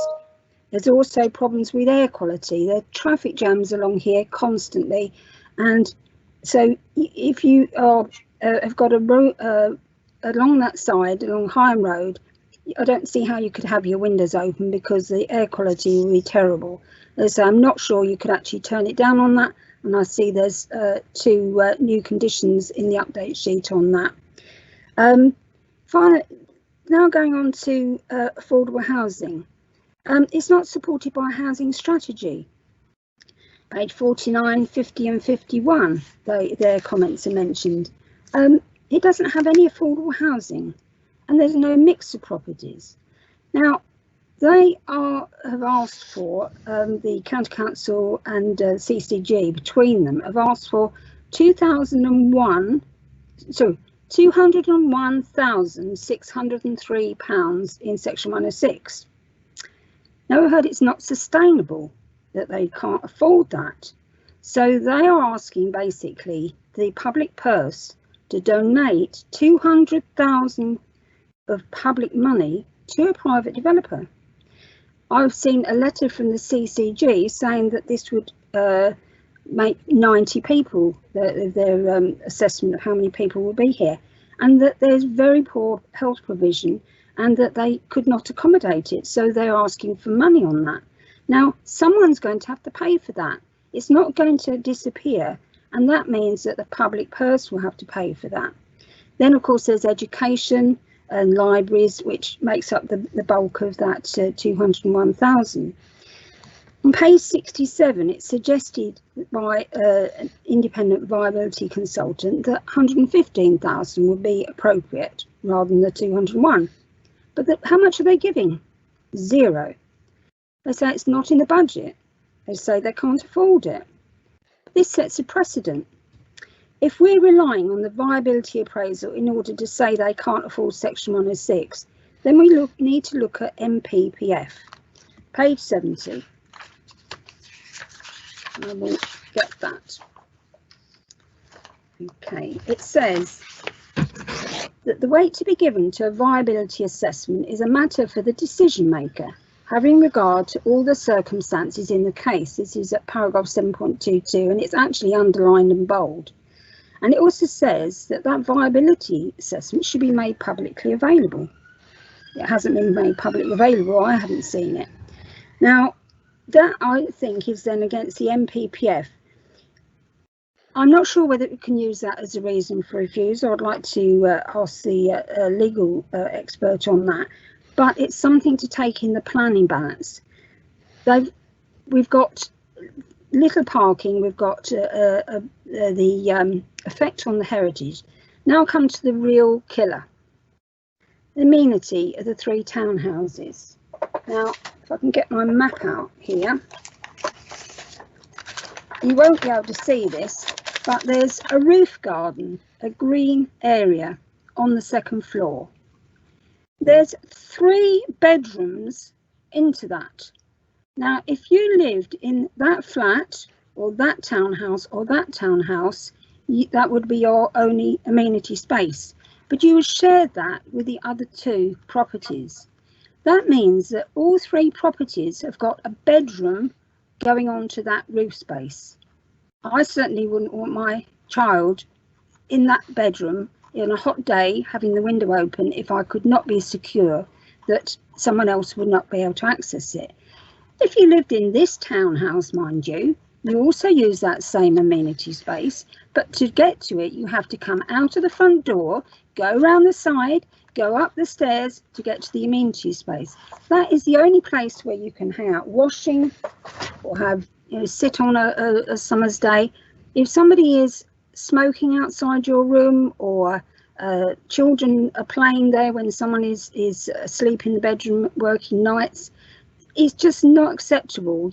If for a townhouse you accept that you have more amenity space, and that is not acceptable. I think that lack of amenity for those townhouses is another reason for refusal. Thank you, Jen. Thank you, Jill. Councillor Pentland. Thank you, Chairman. Firstly, I just wanted to say I do agree with Raunds Town Council that it is welcome that this building is looking to be improved in terms of the use of it. But then I would totally agree with the points that have been raised by my fellow councillors, and I think they're really valid in relation to this. I wanted to go back onto the simple point of the parking and in the inadequacy of that. As we've heard, people have to commute out and need cars to get to work. And realistically, you're not going to want to park your car somewhere in the middle of Rushden and then have to walk back to your house and then go back out there the next day to get to work. And I think you're pushing the problem into a very concentrated area then, the overflow parking, rather than spreading it out across the car parking spaces across the town. So I think that's a really important point. But yes, I do agree. Unfortunately, I don't think this is suitable. Councillor Wilkes is displaying on the chat, Chairman, to speak. Councillor Wilkes. Councillor Wilkes. Yeah. Yes. It's difficult to work out who CW is. But anyway, you are CW. So carry on, CW. We'll all see something. Thank you, Lou. Thank you, Councillor Mercer. Thank you, Chairman. I have a number of concerns with this application, having gone through all the paperwork and listened to the presentation. So as has been said tonight already, the number of parking spaces provided here is poor, really poor. Only half of the number that should be provided. Now, the applicant points to a parking beat survey to show that the roads could handle the overspill. But of course, a parking beat survey is a singular snapshot in time. It doesn't mean that the residents who purchase these flats, who haven't got anywhere to park, will be able to find somewhere to park on the local roads. It just simply doesn't mean that. So that leads me to think that this is overdevelopment of the site. Now, if we were talking about converting an existing building, I could accept the reason for 37 new dwellings, 34 flats, 3 houses, and the fact that there's no parking. But we aren't. The vast majority of this proposal is new build. So actually what we're talking about is building new flats, knowing that building those new flats, there is no parking provision that's provided.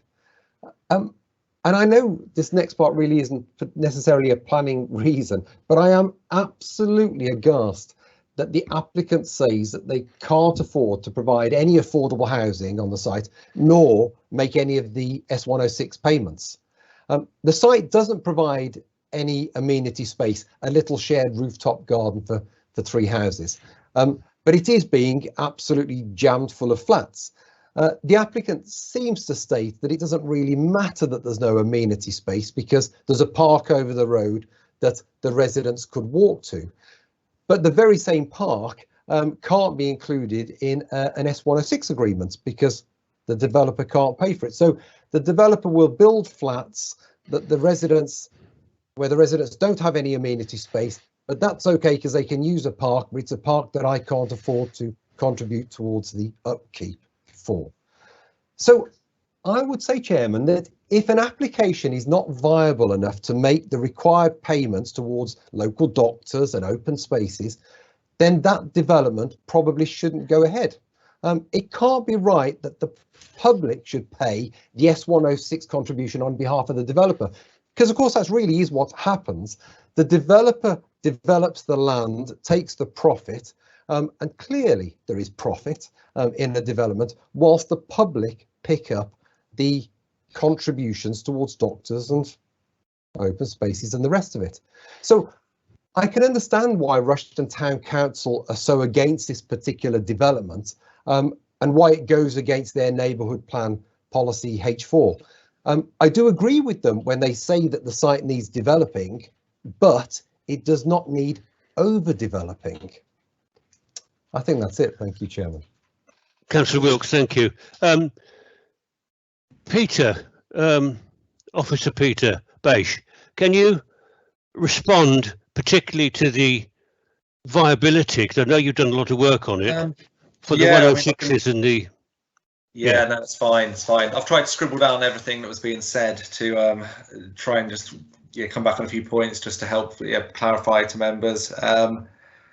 So if we would go to the viability, this is essentially for the neighbourhood plan policy H4. So the scheme is in full accordance with that neighbourhood plan by virtue of its compliance with H4, which is the financial constraints side.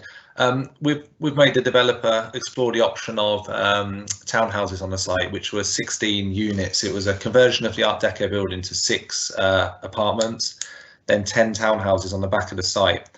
From paragraph 7.14 onwards, it explains in detail of why this doesn't work. We've had this independently assessed by a viability consultant who's come back confirming this. So on that basis, we wouldn't be able to say that it doesn't comply with policy H4. In terms of viability for the section 106 agreements, was that what you were alluding to, Chairman? For the contributions? The contribution to 106s. I think Again, the best person to answer that question would probably be Jamie. I think there he is. I don't know if you want to take this one, Jamie. Yeah, that's fine, Chairman. If I can, I mean, obviously it's worth just considering the position that when any application comes in, it is then assessed against the local plan and the other relevant plans or SPDs, etc. It is then judged as to what Section 106 contributions would be considered appropriate in terms of that development.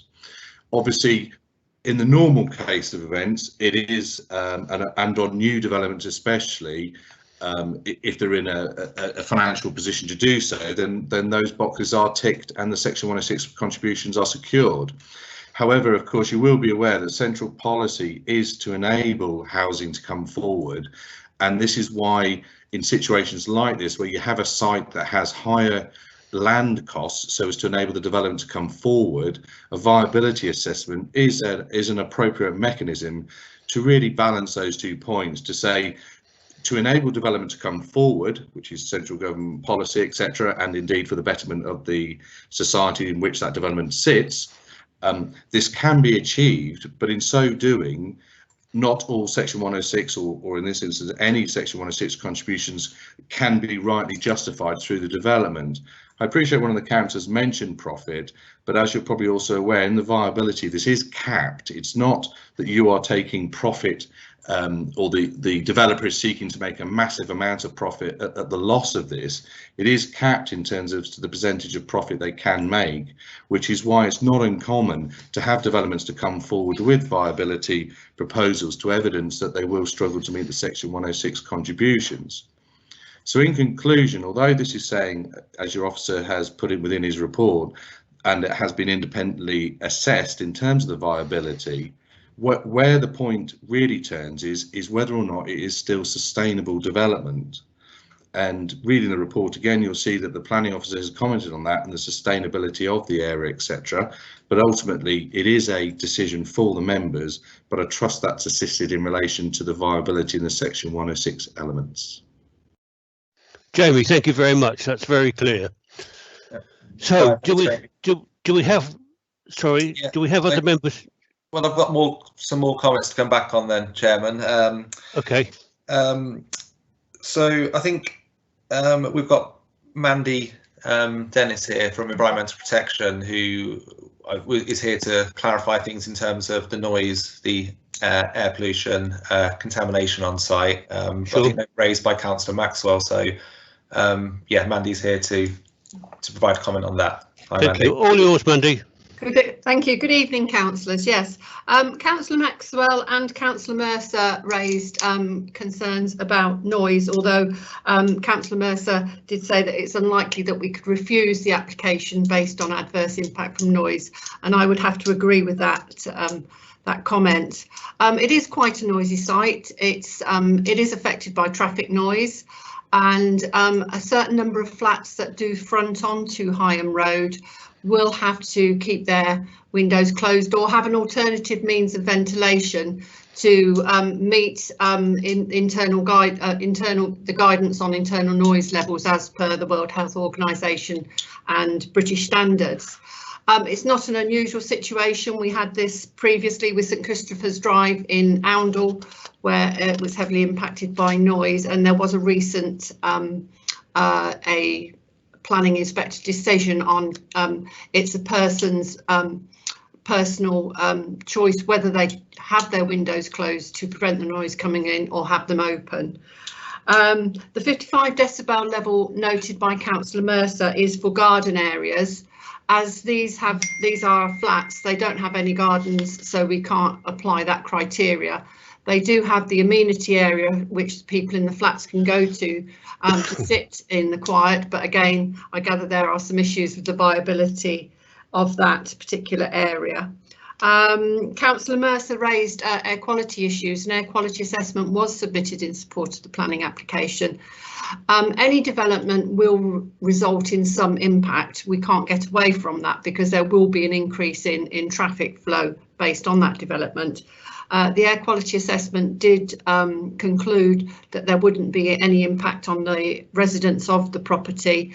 The air quality in the air would still meet the national air quality standards, and they have suggested mitigation in line with the East Midlands Air Quality Network guidance of types 1 and 2. So that would be promotion of sustainable travel, the facility for bicycles to be kept there, and electric charging points and boilers that comply with the highest standards of emissions. And finally, Councillor Maxwell commented on the A5 our hot food outlet. There is already an A5 unit there, I'm led to believe. There are flats already there, although I'm not sure if they are still occupied, and we've not had any complaints. With a development of this type, it's not unusual to have an A5 unit in close proximity to residential, and I'm fairly certain the conditions that have been suggested should mitigate any adverse impact from noise and odour. Thank you. Thank you, Mandy. Anyone got any questions for Mandy while she's there? Councillor Lee Wilkes. Thank you, Chairman. Mandy, sorry, just a point of clarification. You said that if the residents here wanted, it would be too noisy. The flats at the front would be too noisy to be able to open their windows. But if they wanted a period of quiet reflection or quiet time, they could go to the amenity land. Where is that?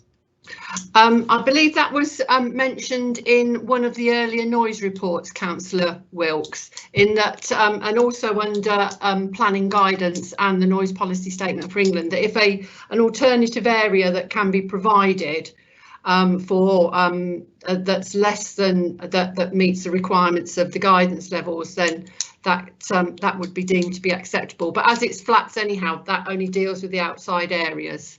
Apologies, I misled you. I didn't mean where in planning policy is it. I mean, where's the open space? Where's the amenity space that they could go for their quiet time? I couldn't quite see it on the plan. The amenity area, I believe, is the grass, is the roof garden. But the roof garden's only for the 3 houses, isn't it? So I don't know, I'm afraid. Sorry, when you just said that they couldn't open the windows, but that's okay because they can go to get some quiet time in the amenity space. I'm lost because I can't find them. Sorry, I seem to have confused you there, Councillor Wilkes. There are 2 separate issues here. To meet the British standard guidelines for internal noise levels, they need to keep their windows closed. And they need to have specialised glazing on the windows. If they choose to open their windows, they can, and that would be their prerogative to do so. The guidance said that it doesn't necessarily relate to flats directly because there are no outdoor amenity areas like with gardens to residential properties. But they have said that they are providing an amenity area elsewhere so that they can sit outside. I'm not sure if that's correct for all of the flats. Yeah, I can step in and answer that question Perhaps quickly. if Pete can answer that one. Yeah, so the flats in the front block with the Art Deco building, they have balconies, the ones at the front and back, which is their own kind of personal space, albeit this could be noisy on the front road, but There is a large roof garden on the new block at the back. So the new block of flats, which is proposed to be built, has a roof garden on top, which has access for everyone on the development. Again, I've acknowledged in the report that this isn't ideal amenity space, and the park being 200 metres away has been the kind of balancing factor in the amenity space kind of mitigation. Okay, no, thanks, Mandy. Thanks, but that's what I just thought I was misunderstanding. That it, No, the people, sorry for the confusion there. Okay, realise there isn't really any gone. Okay, that's Thank you. Sorry. Councillor Jill Mercer, do you want to speak? Well, I think Pete has clarified that about the amenity space, but we've got a message in the chat from Caroline to say that the 2 hours is coming up and whether we need to vote for an extension. Yes, I understand that. Councillor Andy Mercer. I've got a couple of questions before I make any recommendations. The first one is that the officer just mentioned that there are existing flats there, and I'd be interested to know where they are. That's the first thing. The second is that to get to the roof space, some of the residents have to go upstairs, a staircase external to get to it, to get to the roof garden. Is that possibly in conflict with the DDA? Okay, so the roof space on the new block is accessed. That can be accessed via a lift. The stairs, which are located for the roof space on the front block, those stairs, I confirmed with the agent this afternoon, they are essentially a fire escape from that roof garden. In terms of that roof garden, Councillor Mercer did obviously raise valid points on that amenity space.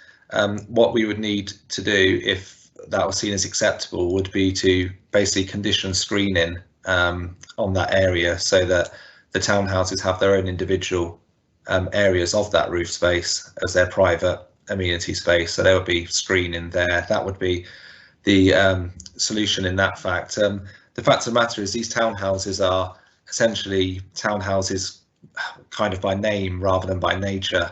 They're almost two-bed and, well, two-bed flats essentially. I think one of the townhouses is 3 beds, but they are almost a duplex flat as such. And what, yeah, I'd say townhouses by name rather than by nature. Can you tell me where the existing flats are that were referenced? Yeah, sure. So the existing flats are in the existing Art Deco building.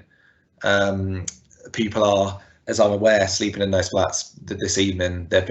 There's access to those flats and they have been turned into flats at the moment. I think the owner, from what I gather, but this may be incorrect, that allows rough sleepers or homeless people to have those flats at the moment. And that's why I'm led to believe. For that? No, well, these are flats that have always been flats there, so their use is flats above there, so they have got a lawful use to be flats there. That's news to me. I thought it was a bus garage previously, followed by being a department store. Curious. Okay. Can I stop you there, guys, because we've got to the 2-hour limit, and we've got to decide if we carry on adjudicating anymore. We'll certainly finish this one off. But it's a question of whether you want to stop there. Please remember that all the outstanding items will go to the meeting on the 1st of March. So we can either finish the one off that we've got, or we could take the next one, the Augean one, or we could go on for another hour, whatever you wish to do. What are your thoughts? Finish this. Well, Chairman, I propose to finish what we're doing. I'm concerned that if we've only got through 2, there's 10 for the next one. I would be happy to do at least one more.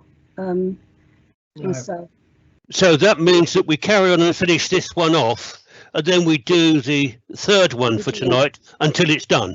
Well, the thing is, because that's several times that's come back, you see. I didn't know if that's out of time. So that's the suggestion. All those in favour of that, members? Caroline would like to speak, Chairman. So yes, Caroline.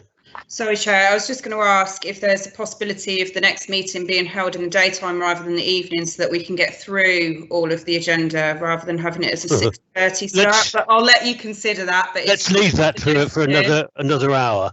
So, members, the suggestion is that we go on to finish this one and to do the next one, the Augean one. Again, that shouldn't take too long, but you can never tell. These have taken an hour each, these two.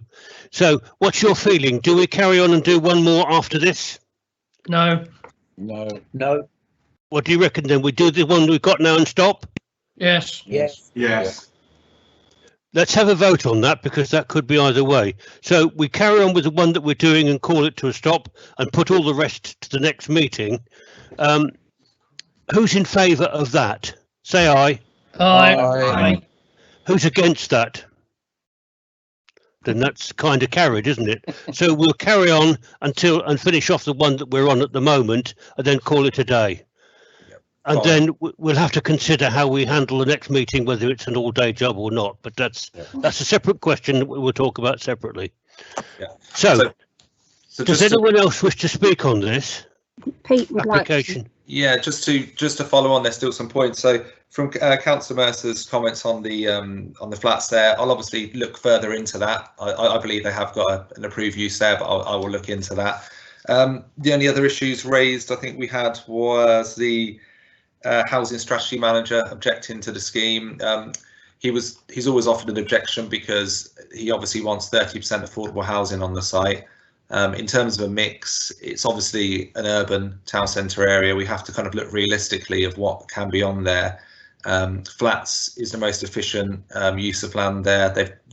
We've tried to get townhouses on there, but they are financially unviable.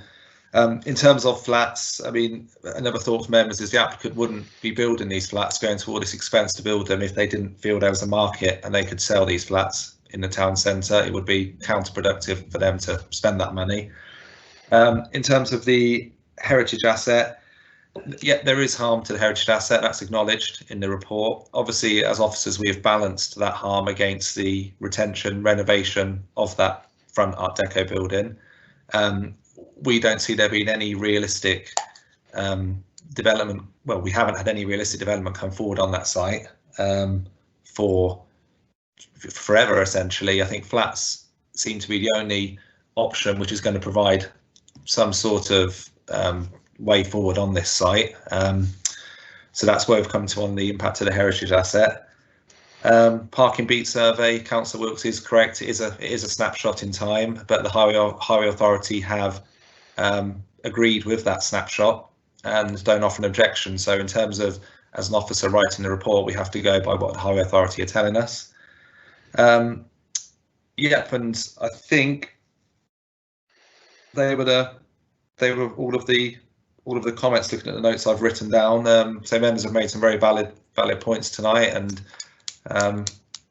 yeah, they just need to understand that viability on this site is extremely tight. It's always going to be very, very tight on this site due to the land values and the amount of work required to develop this site.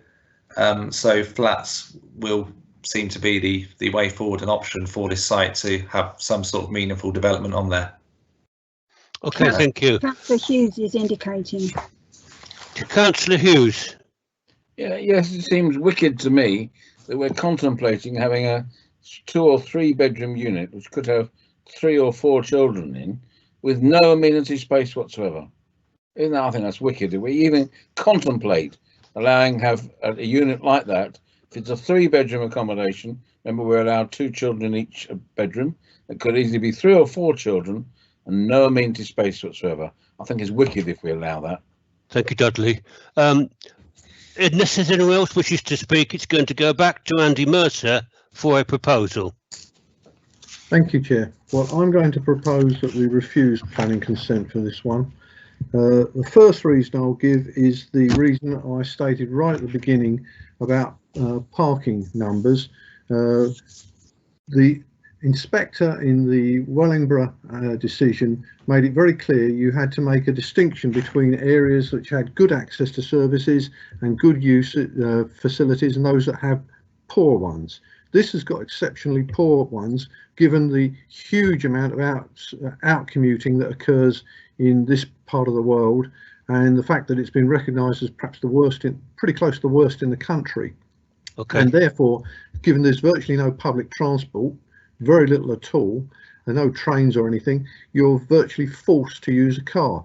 Electric scooters, etc., are wonderful things, but you can't take them on the A45, and you can't cross the A45 with them. We had a presentation yesterday at Rushden Town Council in which we specifically asked about that question, and that's one of the dead zones. So you can't go across the A45, let alone drive along it. Under those circumstances, I think there's a rock solid reason for refusal. Just quoting what the inspector has said in that application. Got you. Have you got any others? Yes. Right. Next one: design and layout. I think the design where you've got the only roof garden coming being accessed through effectively the bedrooms of several dwellings is an appalling piece of design, and design and layout is another reason for refusal. Right. Next, the impact on an undesignated heritage asset. I think that this diminishes that asset and exploits the land, but doesn't exploit the asset as it could be exploited. Admittedly, that's a personal, subjective matter, but that's my personal view. Right, next, the street scene, which hasn't been mentioned much before. As I pointed out, the two dwellings opposite this have two dwellings on a curtilage equal to this entire, was it 37 dwellings? So it's a vastly more dense use of land than what's opposite it, and therefore will impact on the street scene. As you drive along that road, they are quite large houses on the left, and there's also some fairly large things on the right further down. When you get further past towards the traffic lights going north, then you get a much denser form of development, but not at this particular point around Asda. All right, next, no section 106. And as the officer report points out, that is a matter for the committee to decide whether or not there should be a section 106 contribution. And although if it were the only reason, I would say on planning balance grounds, you couldn't use it. But given that we've got so much else already, next point, it's overdevelopment of the site very clearly. The developer, I reckon, could probably get a viable development if he was to put a couple of large houses on there. Say he was to duplicate what's on the other side of the road, I reckon that would probably be viable, although obviously no one's checked it. Next point, I think that's as many as I'll give at this point, and I'll let other people speak. Before I go for a seconder, you've read the proposal, haven't you? Yes. Before I go for a seconder, does anyone else have any reasons to add for the refusal of the application to Andy's list? Chairman, I think that is a sufficient list. I would happily second that. Okay, fine. So you're seconding the proposal. But if I could also say that if the wording of the refusal reasons could be delegated to the head of planning services, chair and vice chair and ward member. We could do. So the proposal has been proposed and seconded to refuse the application on the 4 grounds that Councillor Andy Mercer has proposed. I think it was a bit more than 4. I think it's more like 5 or 6. Yeah, I think I've got 5 written down here. 5. Yeah, 5, do you? Sorry, then we'll go with 5. So we should next take a vote on that, and we'll do it the same way as usual. If you agree with Councillor Mercer's proposal to refuse, would you say aye now? Aye. Aye. If you disagree with the proposal, will you say no? And any abstentions? Then Councillor Mercer's proposal is passed. Thank you. So that's going to be effectively the end of the meeting, isn't it? Firstly, can I just say, keep your papers. We don't want them to send out that number of papers again. Keep your papers for the next meeting so that we can use those. Don't destroy them. At the new meeting, if you'd like to have an input now, the meeting in March 1st, what about daytime meetings for you rather than the evening? Chair, can I say something? Yes, Mercer. Yes. Yeah, I am happy with the daytime meeting, providing the other members are, but I'd also like to thank the officers who've been supporting us at this point, and hope that they will be comfortable with a daytime meeting, say in 1st of March. I will be comfortable with it, and they've helped a lot. I'm grateful. Anyone else happy with the daytime meeting? Yeah. Lee? Yeah. Chairman, can I just add something to that? So a daytime meeting at this late notice is difficult for me because I've got to rejig other meetings. But actually, my question is, what does a daytime meeting achieve? If we're saying that if we start in the daytime, we can have a 5-hour meeting to make sure that we get all of these in, then actually, No, I'm not too whilst sure I'm that- chairing, Lee, we will not have a 5-hour meeting, but it'll take, because of the applications still to come are relatively small. In theory, we should get them through them in 2-3 hours. In which case, I would say, why not the evening then? It's easier for speakers to come along if they're working. So. Thank you, Lee. Annabelle, sorry, Harriet. That's all right. I was just going to say I somewhat agree with Councillor Wilkes there that it seems if we're going to do it in the day but only for 2 or 3 hours, and we have to take time off other work, it makes it a little bit tricky. But So it's not right for you. It's okay. It doesn't matter. You just say yes or no. Be accommodating though. Councillor Watson. I would go you for do. evening meeting, Chairman. You'd go for an evening. Well, Yes, let's just have a vote on it then. So the first proposal should be to have a daytime meeting rather than an evening meeting. All in favour of that, say aye. Aye. You're on your own. I'll go with the majority. I don't mind Thank you. the time, but if others No, can't, it doesn't need talking. Those in favour of an evening meeting like we normally have, say aye. Aye. Aye. I think that's carried, isn't it? I don't think we I think need I lost abstentions that for one. that. So Chairman, I think if Caroline could take the meeting's thoughts, it is that we want an evening meeting. Chairman, can I, Okay, thank you. Charlie would like to say something. can I just confirm that this meeting won't close, it will be adjourned? Sorry, say again, Carolyn. It's Charlie, it's just to confirm that when this meeting ends, it's not closed, it's just adjourned, just so that we can roll on. to the Okay, next. yes, sure. Thank I'll you. use those words now. Thank you, Charlie. Thank you. So Chairman, this I meeting will- is not closed. It's going to be adjourned until the evening of March the 1st, and no doubt you'll get the papers identifying the date, but keep your papers from the agenda for that Chair- meeting. Chairman, are we saying 6:30 as we have been usually? Say again, Jill. Are we saying 6:30 as per usual? I think so. Yes, yes. Thank you. I'll send What- out the invitation. What are you thinking? Going earlier? No, I'm just clarifying, just so. No, I'm thinking of 6:30, and we've got then 3 hours, if you like, until 9:30. The invitation will be sent to you all tomorrow for 6:30 on March the 1st. Yeah. Councillor Hughes is indicating. Thank you, Charlie. I cannot understand why, when we knew there were going to be all these applications about a month ago, we couldn't have planned the dates properly, because it's very inconvenient. Now there's something else on that evening. I can't but agree with you, Only a Dudley. week Thank away. you. I agree entirely. Peter Thomas, did you want to say something? No, Mr. Chairman. You're flashing away there. Okay. I'm happy. So I'm happy with the evening meeting. Thank you. well, we've done that. Been there. So thank you very much for your contribution tonight. I know there've been some difficult ones, and we've got some more to do, but they aren't as difficult as the ones that we've had. And thank you for your involvement in them. And good night to you all. Good night, Chairman. Good night. Night all. Well done, Chairman.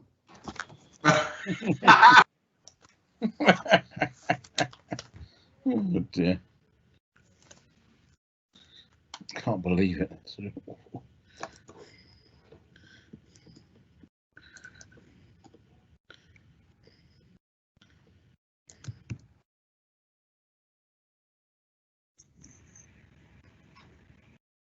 Charlie, we're still live. Just pressed it.